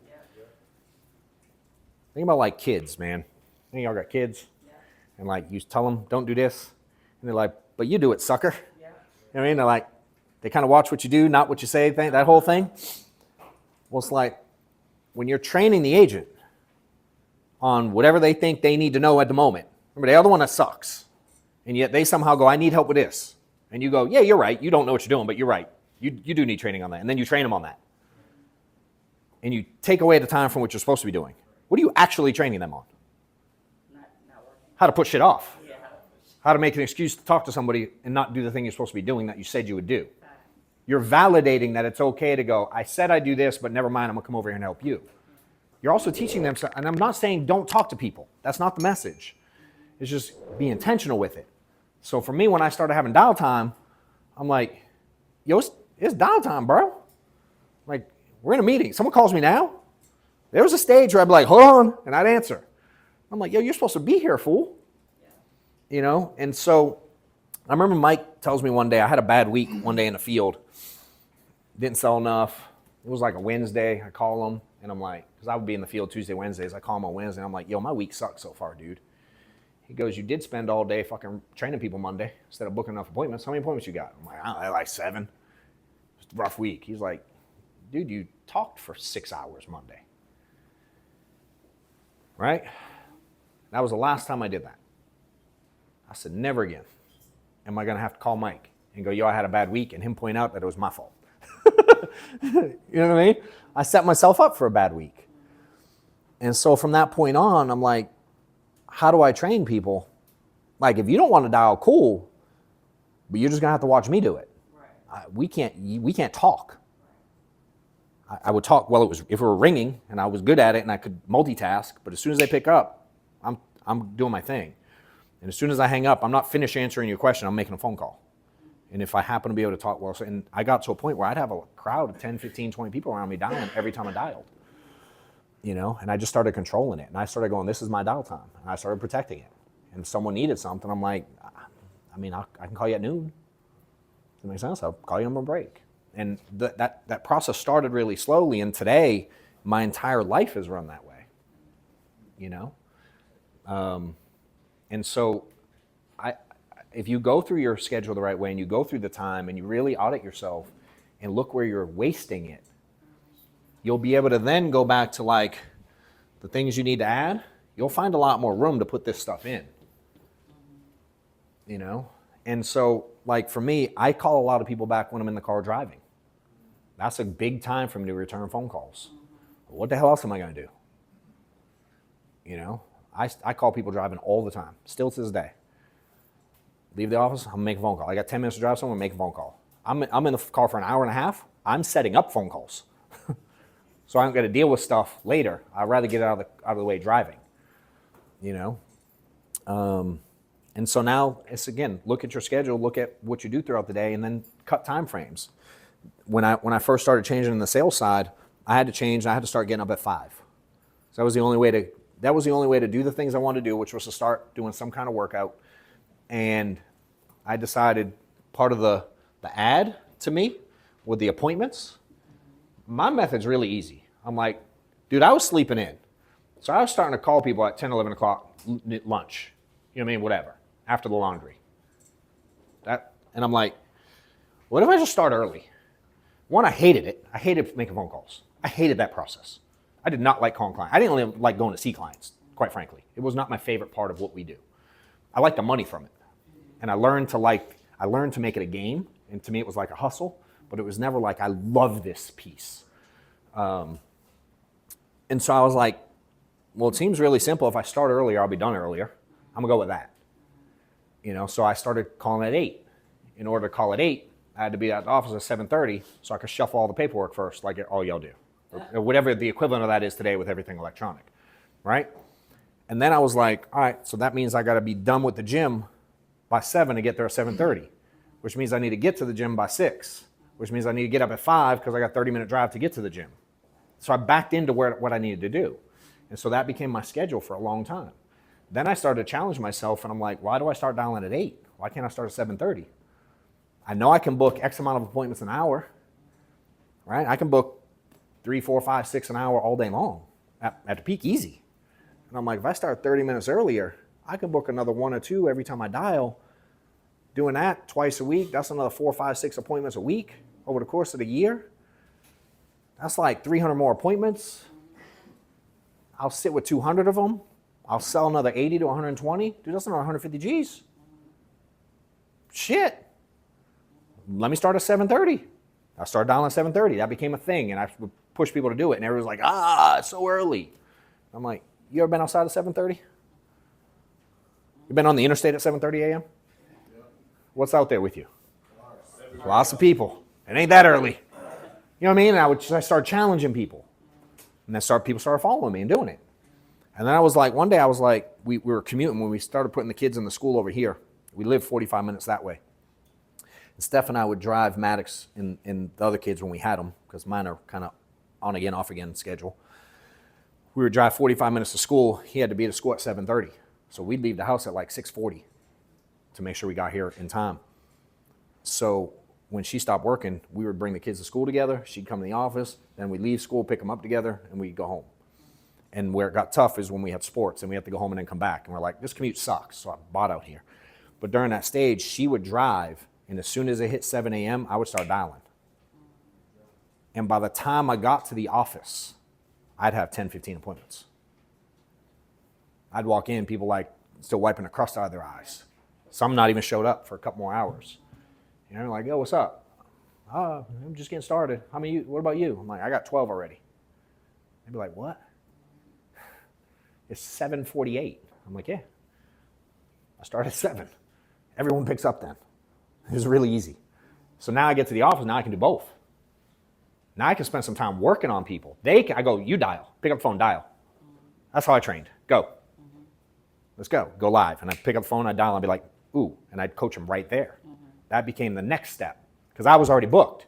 The mistake I made before is I wasn't booked, and now I'm talking theory with you. Does that make sense? I hate theory. Some of that we have to do, right? John's theory, no, we're going to get up and do one. Like this, I want to engage. Like we're going to talk. This thing, the book, like I actually hate following this thing. But it like looks really cool. So we made it. But I don't, like, it is what it is. So it's like, that was kind of the next level for me. And that's where I was able to add in. If I did my schedule right, now I could do that more. Is that more effective than role playing with someone? What does role playing do? It appeases people. It feels like I'm doing something. Role playing ain't real. Hence the name. The objections aren't real when you role play. Is it valuable? Maybe it's not doing anything. But it's not that valuable. And you can't make a sale. Correct. I'm stealing that. I'm stealing that one. You know, and I'm like, what if I actually coach them? I like doing things where I help people with dialing and recruiting. I'm like, send me recordings. I've asked people in here to send me recordings. It's crazy to me how few people do it. A couple of have. They've sent a bunch. But I'm like, I'll ask people all the time, send me recordings. I'd rather listen to a recording of you doing it live, but people go like, I don't want it sounds funny. I don't want to hear myself. I'm like, okay. And I can't train you. You didn't send me anything to train you on. I know, but what do you say? Dude, does it matter? Like, well, can I give that to you? Yes, but it's almost irrelevant. Because I say what I say and then you don't do the thing. So why am I going to spend my time explaining what I do when you don't do the thing I do? Does that make sense? So you can watch me do what I do, and then when I'm done doing what I do, I can watch you do what you do and tweak it. The calls y'all send me, I listen to when I'm in the car. Driving to the gym, driving home. If they sit in my email, I don't even open them until I have dead time to do nothing else. I don't stop what I'm doing, obviously. Sometimes I don't even answer you. Most of the time. Because I'm like, we've gone over it a few, you know what I mean? But those times where you go, those are the most valuable times to learn some shit, fair? I'm like, I can teach them quick when you get the concept of stuff. And for me, it all started with this. You know, so again, this was a day last week of my schedule. My schedule's like clockwork. If I'm home, I get up at 6, my alarm goes off at 6:25. Because I hit snooze once and it goes off, the next one is 6:34, and I'm weird, and my favorite number is 34, so that's why I set it for 6:25. So I get up at 6:34 actually every day. And I'm at the gym by 7:15. We do a CrossFit workout from 7:30 to like 8:20. And then I go home. I get home now. Smoothies there ready for me. Eggs are typically ready for me. I do a sauna routine. I get in a steam shower at the house. And then I usually come here at 10:30? Ish. Right? I used to come in early and then do what? Bug the shit out of them, control the staff meeting, do all the stuff. I was in everybody's way. And I'm like, and now could I have done that schedule 5 years ago? No. I needed to build something else. Right? So as with time went on, I started looking at my schedule and I'm like, dude, I was in the office every day at 8, but it wasn't effective. I was slowing things down. I was getting advice from people going like, why are you doing that? Like, what? I quit staff meetings last year. I don't go to them. We meet once a quarter as a team. I'm here, so we talk. But like the staff meeting, they do it. The staff does the staff meeting. Now they're responsible to get shit done. But I'm like, why do I got to be in the way? They need me. They have my number. So I can remove that part from my life and I can put in the thing I want to work on now on my schedule is the health side. So 6:30 to 10-ish, that's working on this, that's working on this, that's working on my health and my diet. That's just what I do in that time today. Some people want that today, but they ain't got the money to do that. My operation doesn't slow down, and if I have to adjust it because of travel or something going on, I will. You know? And then I come in here, 11 to 4 is from 11 to 4, I'm almost always back to back to back to back. Almost always. It's like one after the, hence that day. And you can see CrossFit's on the gym. There's the cancel Crunch membership. There's another gym. I'm like, I got to cancel it, so I put it on my calendar. Otherwise, I'll forget. And then just different calls, different coaching calls, different team calls, different trainings. I study Spanish at this day. You know what I mean? It's just, that's my life. And I've learned to live by that thing so religiously. The copy of the calendar schedule I have in there, I did it what I don't like about that one, that many people send me when I have them send it to me, is it's very broad and vague. I like something more detailed now. But the reason it was broad and vague there, and I always have to explain this, that day, like where it says dial day, on that, if y'all flip, if you're not on that, you'll see my handwritten schedule. That's literally all I did that day. So in my head, that's detailed because no one in my life could do anything else but me dial. And if I was done early, cool, I got extra time to do stuff. No one in my family would call me on that day. And they wouldn't ask me to do anything. They know that's just what I do on that day. Whereas prior, it was kind of that day, but if someone needed something, I'd adjust my day. I'd go field a fly ball and then come back to it, right? Where it changed, this is 2015, this is when the change happened, like, that's my dial day. Tuesday, Wednesday, it's just 5 a.m. till midnight. Stephanie knew she wasn't going to see me on Tuesdays and Wednesdays. And again, I come from field sales, I'm on the field, I'm driving around, so a lot of the lingo is, if I were doing it today, I would not be sitting at the house doing this shit. I'm not wired for that. I still come to the office every day now. But again, my deal was I was in the field. So Tuesday, Wednesday, I may as well not have been married. She didn't call me, I didn't call her, I didn't see what was going on, I didn't find out. That's what I did. Certainly with time, I'd recruit during those times in between, do things like that, but you just I couldn't do anything else. Thursday was dial a little bit for the times I did run Fridays and or Saturdays, but I would pick up my kids after school. I wanted to be able to pick up my kids from school, Thursdays. Not like kind of see them for dinner. I'm like, I want to be in carpool line. I like that. Yeah. And so Thursdays, I would pick up the kids from carpool. 1 second, I see both of y'all. And then Friday, my thing, if I wasn't running, I knew what I was doing that night. And so I've been doing this now 10 years, being this detailed. And I know most people aren't. And then the question is, do you teach it? You know what I mean? So anybody I work with, this is step one of working with me. You agree to work with me, whether as an agent or in the coaching. I'm like, I've sent this to everyone. Give me your schedule, give me your goals. Because that's what I map everything around. And then we got to work on that and tweak that. If you can master your schedule, you can get a lot of stuff done in a very short window. I'm super efficient and effective when I'm here. I come in, we knock stuff out, we have meetings lined up, we have things like I sit in Amanda's office. I don't even sit in my desk, almost ever. Usually in her office, we knock some things out and then I leave. And I wash, rinse, repeat the next day. I'm a creature of habit. I like kind of routine. But I'm also I like to slow roll as much as I like to do more.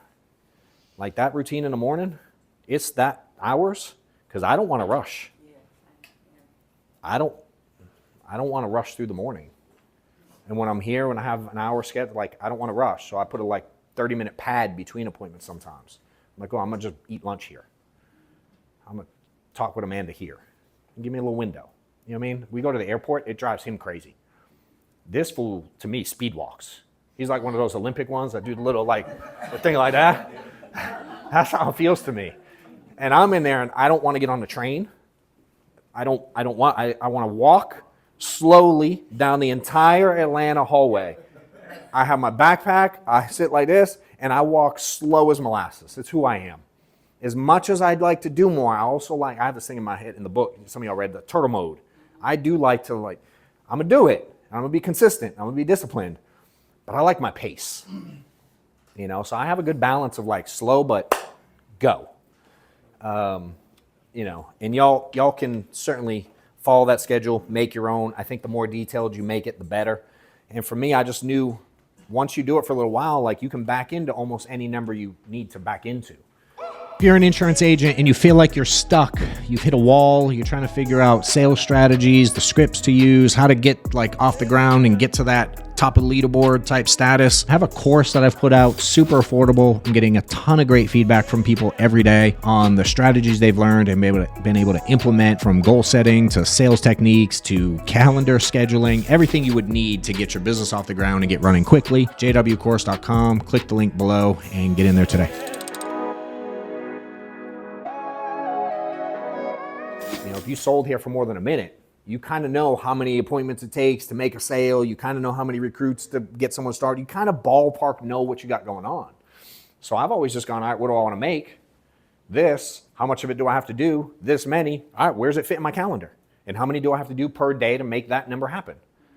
Like even the gym. We have this thing, CrossFit, at the CrossFit gym. They have this thing, it's called EOE Club. It's effort over everything. And the way you get in this club, it's made up. If you haven't figured that out, it's just a made up club. If you do CrossFit 17 days in the month or more, he has 150 members. Like 4 people did it every month all year. And it's only 17 days. 4 people did it 17 days every month last year. Now I'm neurotic. I'm like, 2025, I'm going to be one of those. I'm going to figure it out. I'm in the middle of 75 hard now. We've done, I think, 5 trips in the last 6 weeks, travel. Still managed to get everything done. But I missed a lot of time. So I'm having and February is a short month. I'm like 17 days. I was gone like 13 of them. So I'm getting it in. Tomorrow's day 17. And we got to be here early. So tomorrow I got to get up. I got to shift everything an hour because I got to do the 6:30 class instead of 7:30 class to hit my 17 day and make it here on time. You know what I mean? But it's all calendar for me. You know, so what do I want to do? And I back into how to do it. And I map it out. And I know in advance. So like on the weekend, I'm looking at my schedule coming up. If you go to my office, I just got it yesterday. Any of y'all follow Jesse Itzler? You ever seen you've seen it, the big ass calendar? Yeah, I've seen it. I have it upstairs. So I'm like, I'm going to put the whole year on there. Not every detail, but like the personal things I want to do, the vacations, Madison baseball, when we're traveling, and you can see, and this color-coded thing, and you can see your year at a glance. And based on the color, you know how much you spend doing each thing. I'm like, oh, I'm weird. I like having control. Huh? Yeah, the whole year is on one calendar upstairs. You can see it in my office. So I started filling it in yesterday. I just got it in yesterday. I'm like, I want to map it out. And so the first thing I did is put all like the crazy runs I'm doing, races. There's like 6 of them I have scheduled this year. I'm doing like 2 crazy hikes up mountains. One day in July, I have like 3 marathons in 3 days I got to do, which he completed last year. And the reason I'm doing it is because he finished it. And I'm like, I want to be like Andy, so I'm going to do it this year too. And he smoked me at a climb last year, which I hated. Why he smoked you? Let Andy tell them why he smoked you. Tell him, Andy, why'd you smoke me? She wants you to tell him, apparently. I don't know why I smoked. Yes, you do. I told you yesterday why you smoked me. That's your deal. I did not prepare quite enough.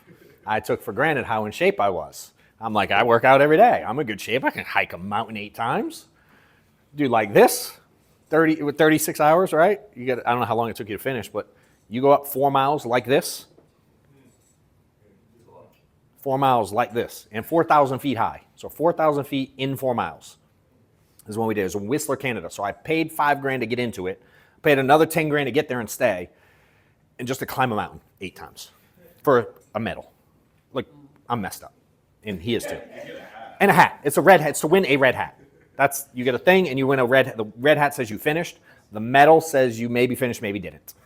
So mine's different color medal than his because he finished it. I did not. So I do it 5 times, and everybody in my world was like, great job, you killed it. And they go, you climbed the height of like Mount Kilimanjaro or something. I'm like, yeah, but Andy did Everest. And so did 73% of the people who signed up to it. I did not finish. And I looked back, and I was like, it was cold, it was rainy, the weather was bad, da-da-da. And then I went, it was the same for the 73% that finished, jackass. And you get on this mountain, man, I had 65-year-old ladies cruising by me, having just a casual conversation, no sweat at all. Wow. Fair? Yeah. Smoking me on a mountain. Dude, I'm half a mile in, and I went, what the fuck did I sign up for? I did that in Yellowstone. So, since the day that ended, the next 12 months of my life are hell because I can't live life without going back. So this year I signed up to 3 of them. including the one I didn't finish. So I'm going to go back and finish the one I didn't finish. So yesterday we hiked, and Brandon did too. We hiked Kennesaw Mountain right over here. So I do work now every day. I have a whole routine in order to get ready for that event that I failed last year. You know, and I just know I didn't put in the work, obviously. But hell, a majority finished. I didn't. So I must not have done enough. Must not have done it right. So this year I hire a coach. I'm like, oh, that's probably smart. Last year I didn't talk to nobody. He's like, why didn't you call me? I'm like, that's a really good question, bro. I don't know. You probably would have come and drugged me out of my hotel room, made me finish. Probably. I don't know. Maybe I didn't want that. I don't know. You know, I handled things wrong in the moment. The one rule they told us, I'll never forget, this will haunt me forever. The guy at the front goes, don't quit when you're alone. And I quit at 2:30 a.m. by myself. Instead of going like, hey, yo, I'm tired. Yo, I wish I went back, because in my real life, it's not who I am normally. But dude, sometimes we have a hard time getting to that next level, or pushing through hard things, or you hit a wall like where you're tired and cold and hungry and like mentally. I'm like, all right, my limit's a little further, but I'm human. I hit a wall that y'all all hit. And I bail, and I'm like, regret of that. It's painful. And it's just a personal race that I paid to do. You know what I mean? But it's like, you can become that I'm that way in most everything in my life now. Like, I don't want that. I don't want to say I'm going to do something and not be ready and not be prepared and not knock it out the park. The best I can. You know? But if I mess up, I got to own it.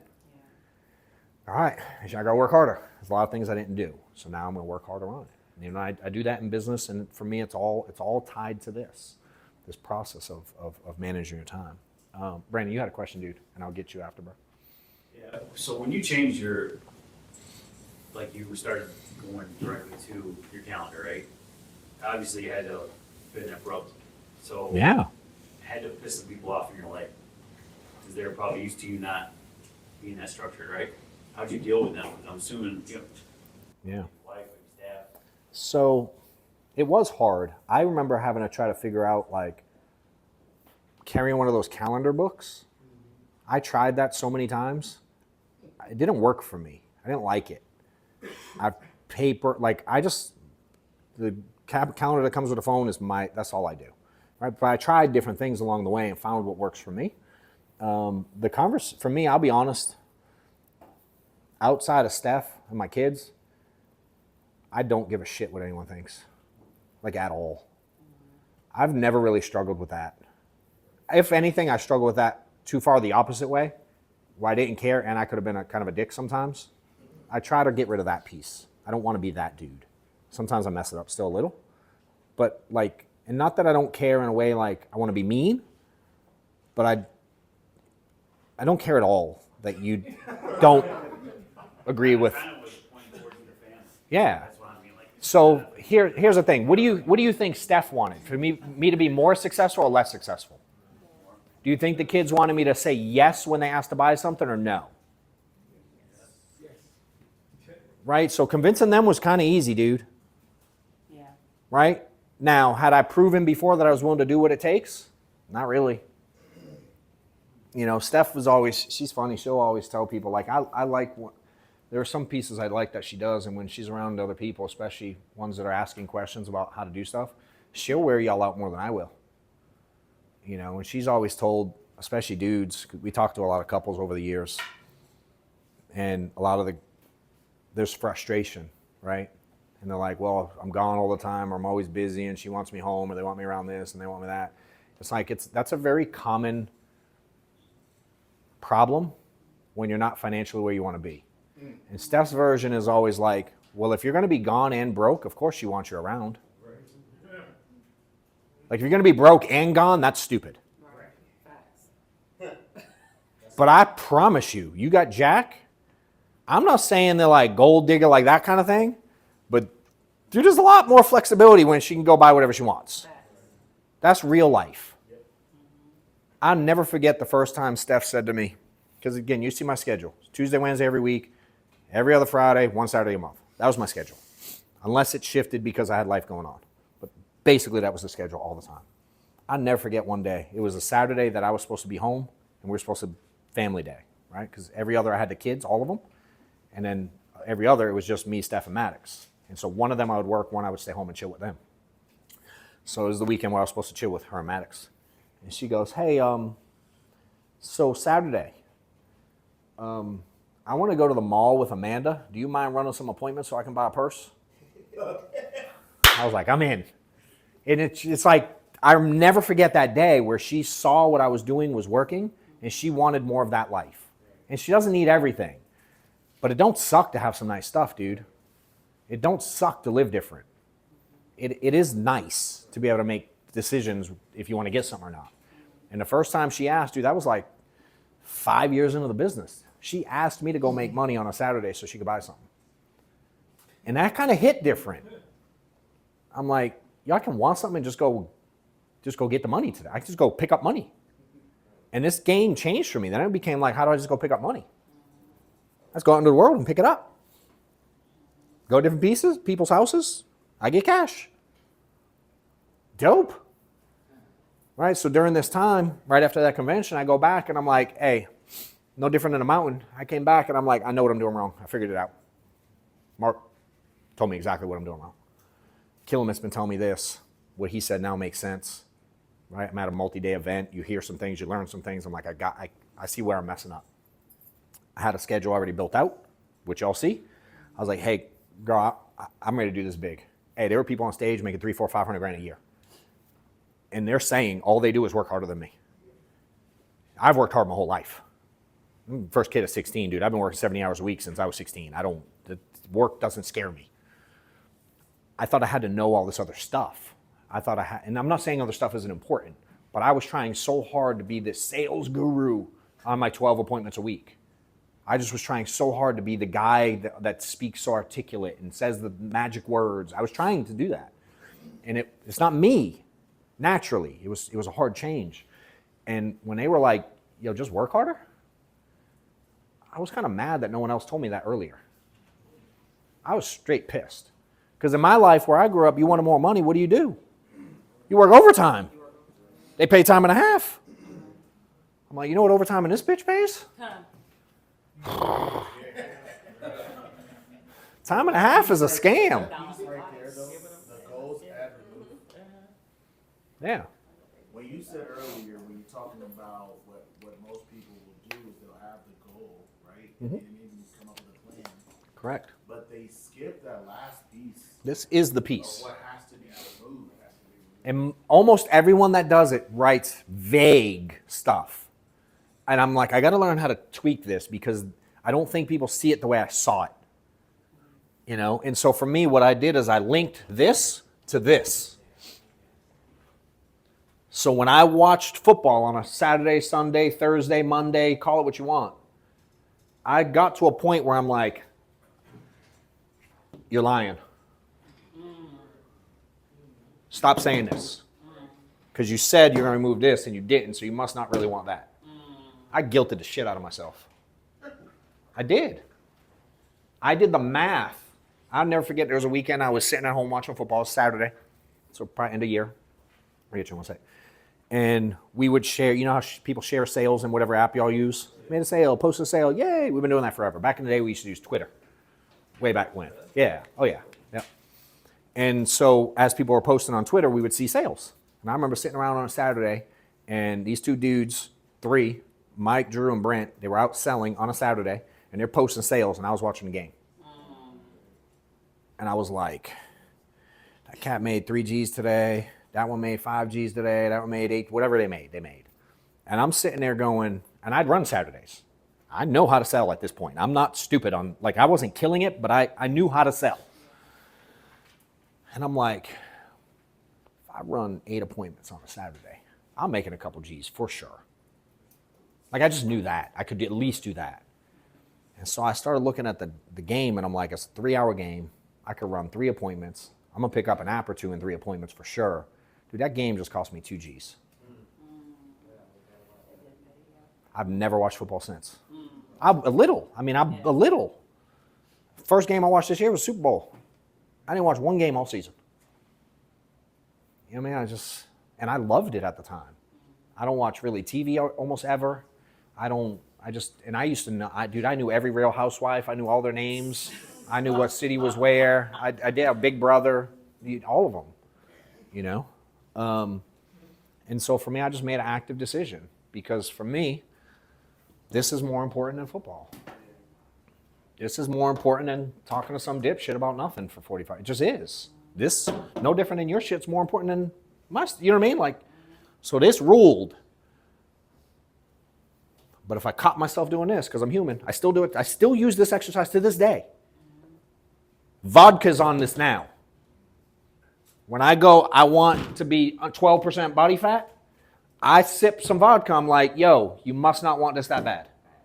Crazy bread, Little Caesar's crazy bread. Dip it in the sauce and the ranch. I'll kill the whole bag, all for sure, on top of the pizza. But I'm like, at some point, I'm going to get a smoothie delivered here today, for sure. So I'm like, smoothies over vodka. It does better for the things I say I want. You know, and I'm not perfect. I fight it every day. Steph loves candy. She loves baking. She loves cake. She loves, all just try it, just try it, just try it, just try it. I'm like, I say no 100 times a week. You know, it's the equivalent of people giving you noise in your life.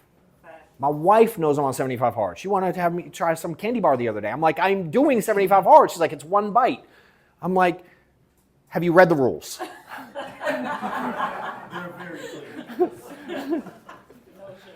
You know what I mean? So it's like this is not easy to do day in and it's a very easy exercise. Y'all can all do it. Most of y'all will not execute this. And then you wonder why things aren't working out. Some people are, you're going to talk about the calendar again? Yes. This is how I run my life. It starts here. You know, we just look at it in different ways. And then one of the books I'm reading is like, this changes. So now I can start looking at things. I have a note, a shared note with Amanda. I'm trying to get her to do it now. And it says, what's the title of that one right there? Shit I don't want to do. That's a note on my phone. Shit I don't want to do. So now I'm looking at my schedule and I'm like, you know how many times a day I check my email? I hate checking my email. I fucking hate it. There's never anything good. Ever. And it takes a lot of time. So checking my emails on there. I want to get rid of it. I don't know how because I'm neurotic and I feel like I lose control, but I'm trying to figure it out. Reply to comments on social, friend requests. I started this yesterday. So as I'm going through the day, when I do something that I don't want to do, I put it in my note. I'm in a good spot where in 48 hours I only got 3 things. But I'm still trying to fine tune it. That make sense? What are we going to do? We're going to hire someone to do this. Or one of them is going to take it over. You know what I'm saying? The job ad was my note. She walked in, I need this stuff done. And it was a list of shit, but not all of it could she do day one. You know, some of it over time, some of it I'm willing to do stuff I don't like doing. I will do stuff I don't like doing for a long, extended period of time. Because I think that does a lot. But I'm like, is it valuable? I mean, I don't know. To me, I hate fucking checking my email. I hate that I click the button. I hit Gmail 80 times a day. That bothers me that I'm so controlled by that fucking app. Yeah. It actually bothers me. I hit Instagram because I'm bored. I hate that I do that. But we do a lot on social, so I have to be involved somehow. So I'm like, all right, what pieces do I not like? I like replying to my DMs is not on there. I like replying to DMs because I engage with people. I send voice notes to people. I actually do my own DMs. Like friend request, I'm like, I hate that piece. The comments, dope, cool, yeah, well, whatever. Like I want to reply, but I'm like, I don't, anyone can say that.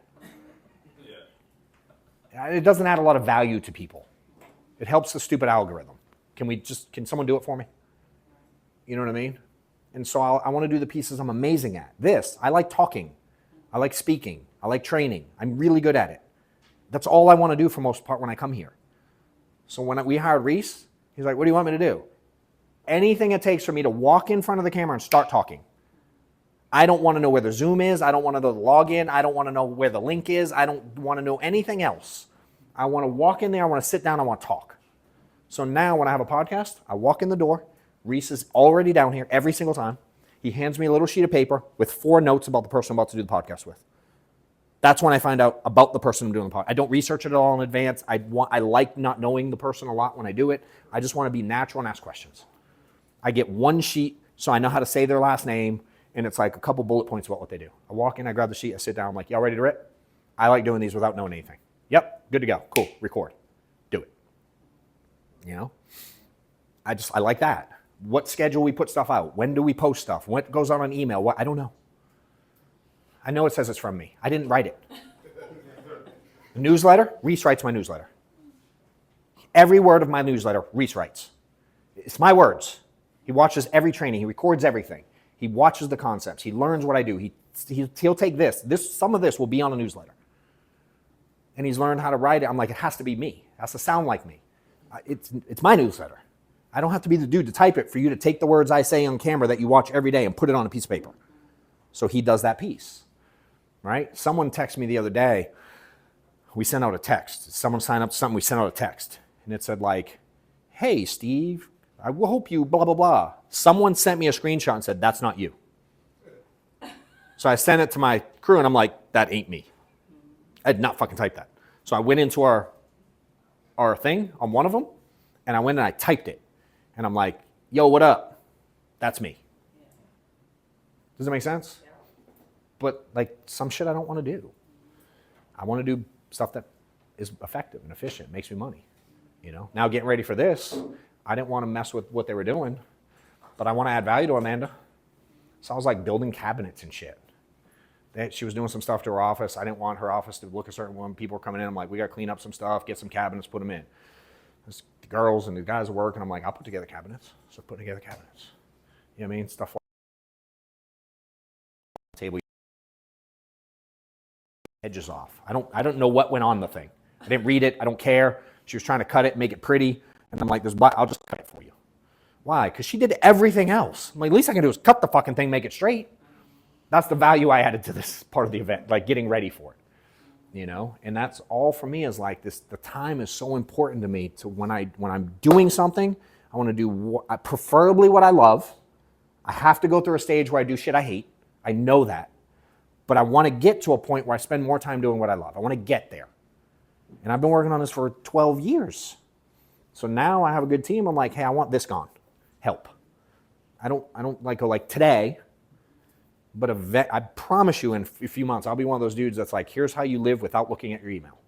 I don't know how to do it yet. To me, it gives me anxiety today, but I want to get rid of it. You know, so yes, that's how I hire every position we have here. The tech guys that we have upstairs, we have 2 tech guys upstairs. I was doing all the stuff they do now last year.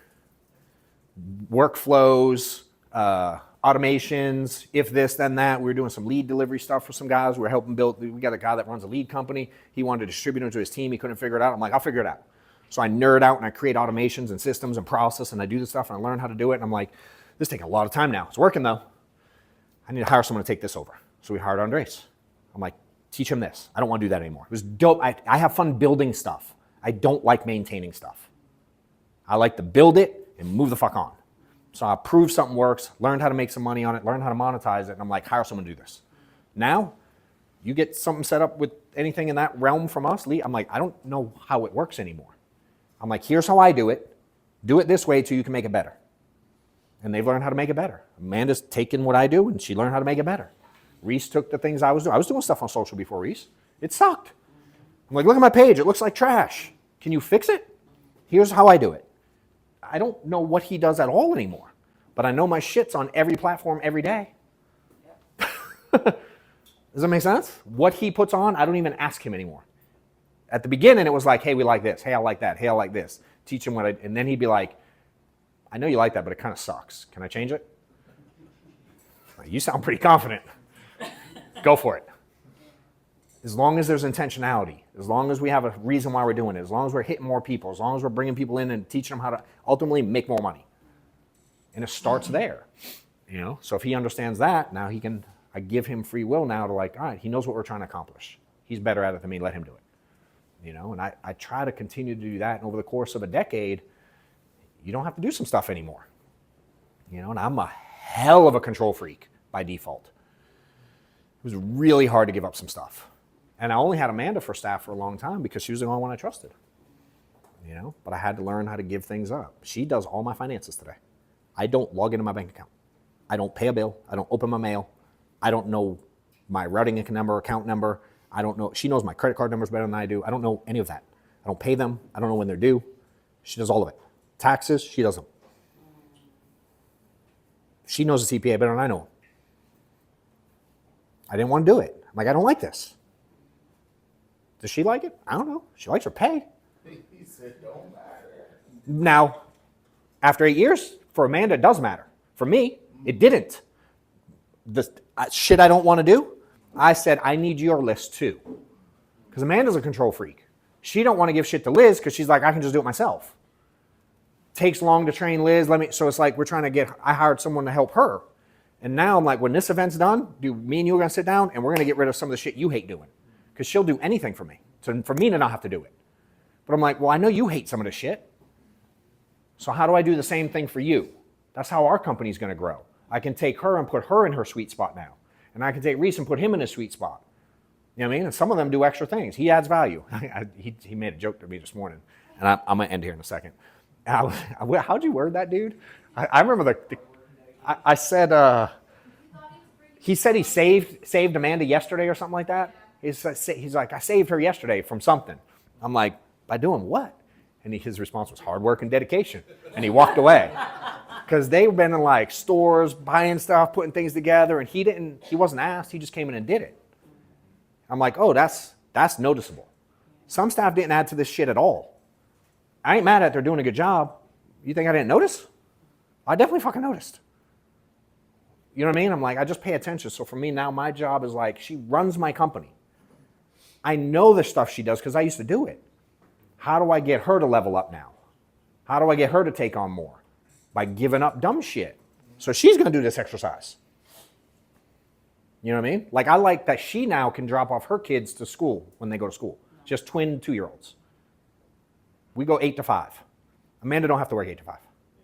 Why? She's been with me 8 years. I trust her implicitly. She works every weekend. She travels all the time. She's nonstop. Her schedule's not the same as everybody else's. Everybody else is late, we notice. She's late, I'm like, it's Amanda. You don't like it? Fuck off. Do what she does.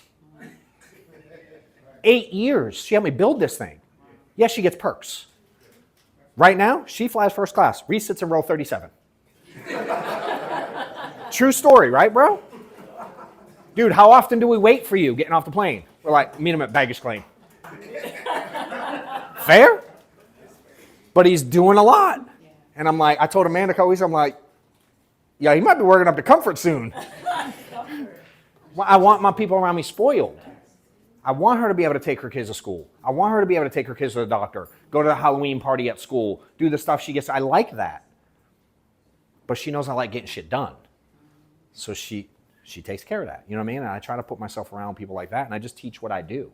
And she follows. Not everybody follows. I go, cool, you ain't with me forever. Same with agents. I go, like, here's how you do it. They do it, I notice. They don't, I also notice. You get perks when you do shit you say you're going to do. You get more of my time. You get more of my energy. You know, and a lot of y'all won't make the decision and certainly won't talk about it. I'm like, I talk about openly as shit. Amanda gets fucking paid. And everyone in here knows it. I'm like, I want y'all to get paid too, but you got to keep up with what the value, dude. She's helped me make tens of millions of dollars. I'm like, I love the subscribers. But we ain't there yet.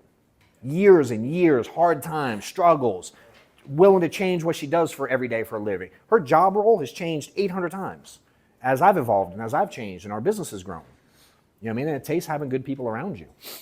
But I challenge the shit out of her. It drives her crazy. I push her. I get her out of her comfort zone. Sometimes we bicker a little bit. Liz, they're related. Like, how do you sister-in-law? Is that the right official? They're married to brothers. And sometimes they'll see me and Amanda going at it, and she'll get nervous. She'll be like, Mom and Dad are fighting. She runs away. I'm like, no, that's just how we communicate. It's been 8 years, you know? So, John, 2 o'clock is your thing? All right. I'm going to give y'all, so John's going to do his live annuity thing at 2, so we're going to switch gears a little bit on the schedule. He wants to talk for like 15 minutes before. So at 1, is it 1:32 now? My time right? Yeah, 1:36. So at 1:45, like go to the bathroom, get something to eat. He's starting at 1:45 exactly. So if y'all be back here, he wants to go over some stuff before he does his call live at 2, please. Hi guys, hope you enjoyed the video. If you did not attend the previous one, the next event I'm having is early June. If you want to make it to that one, you can use the coupon code YouTube for 15% off. If this happens to be after June when you watch it, johnwetmore.com/workshop. You can always register for the next one. See you guys then.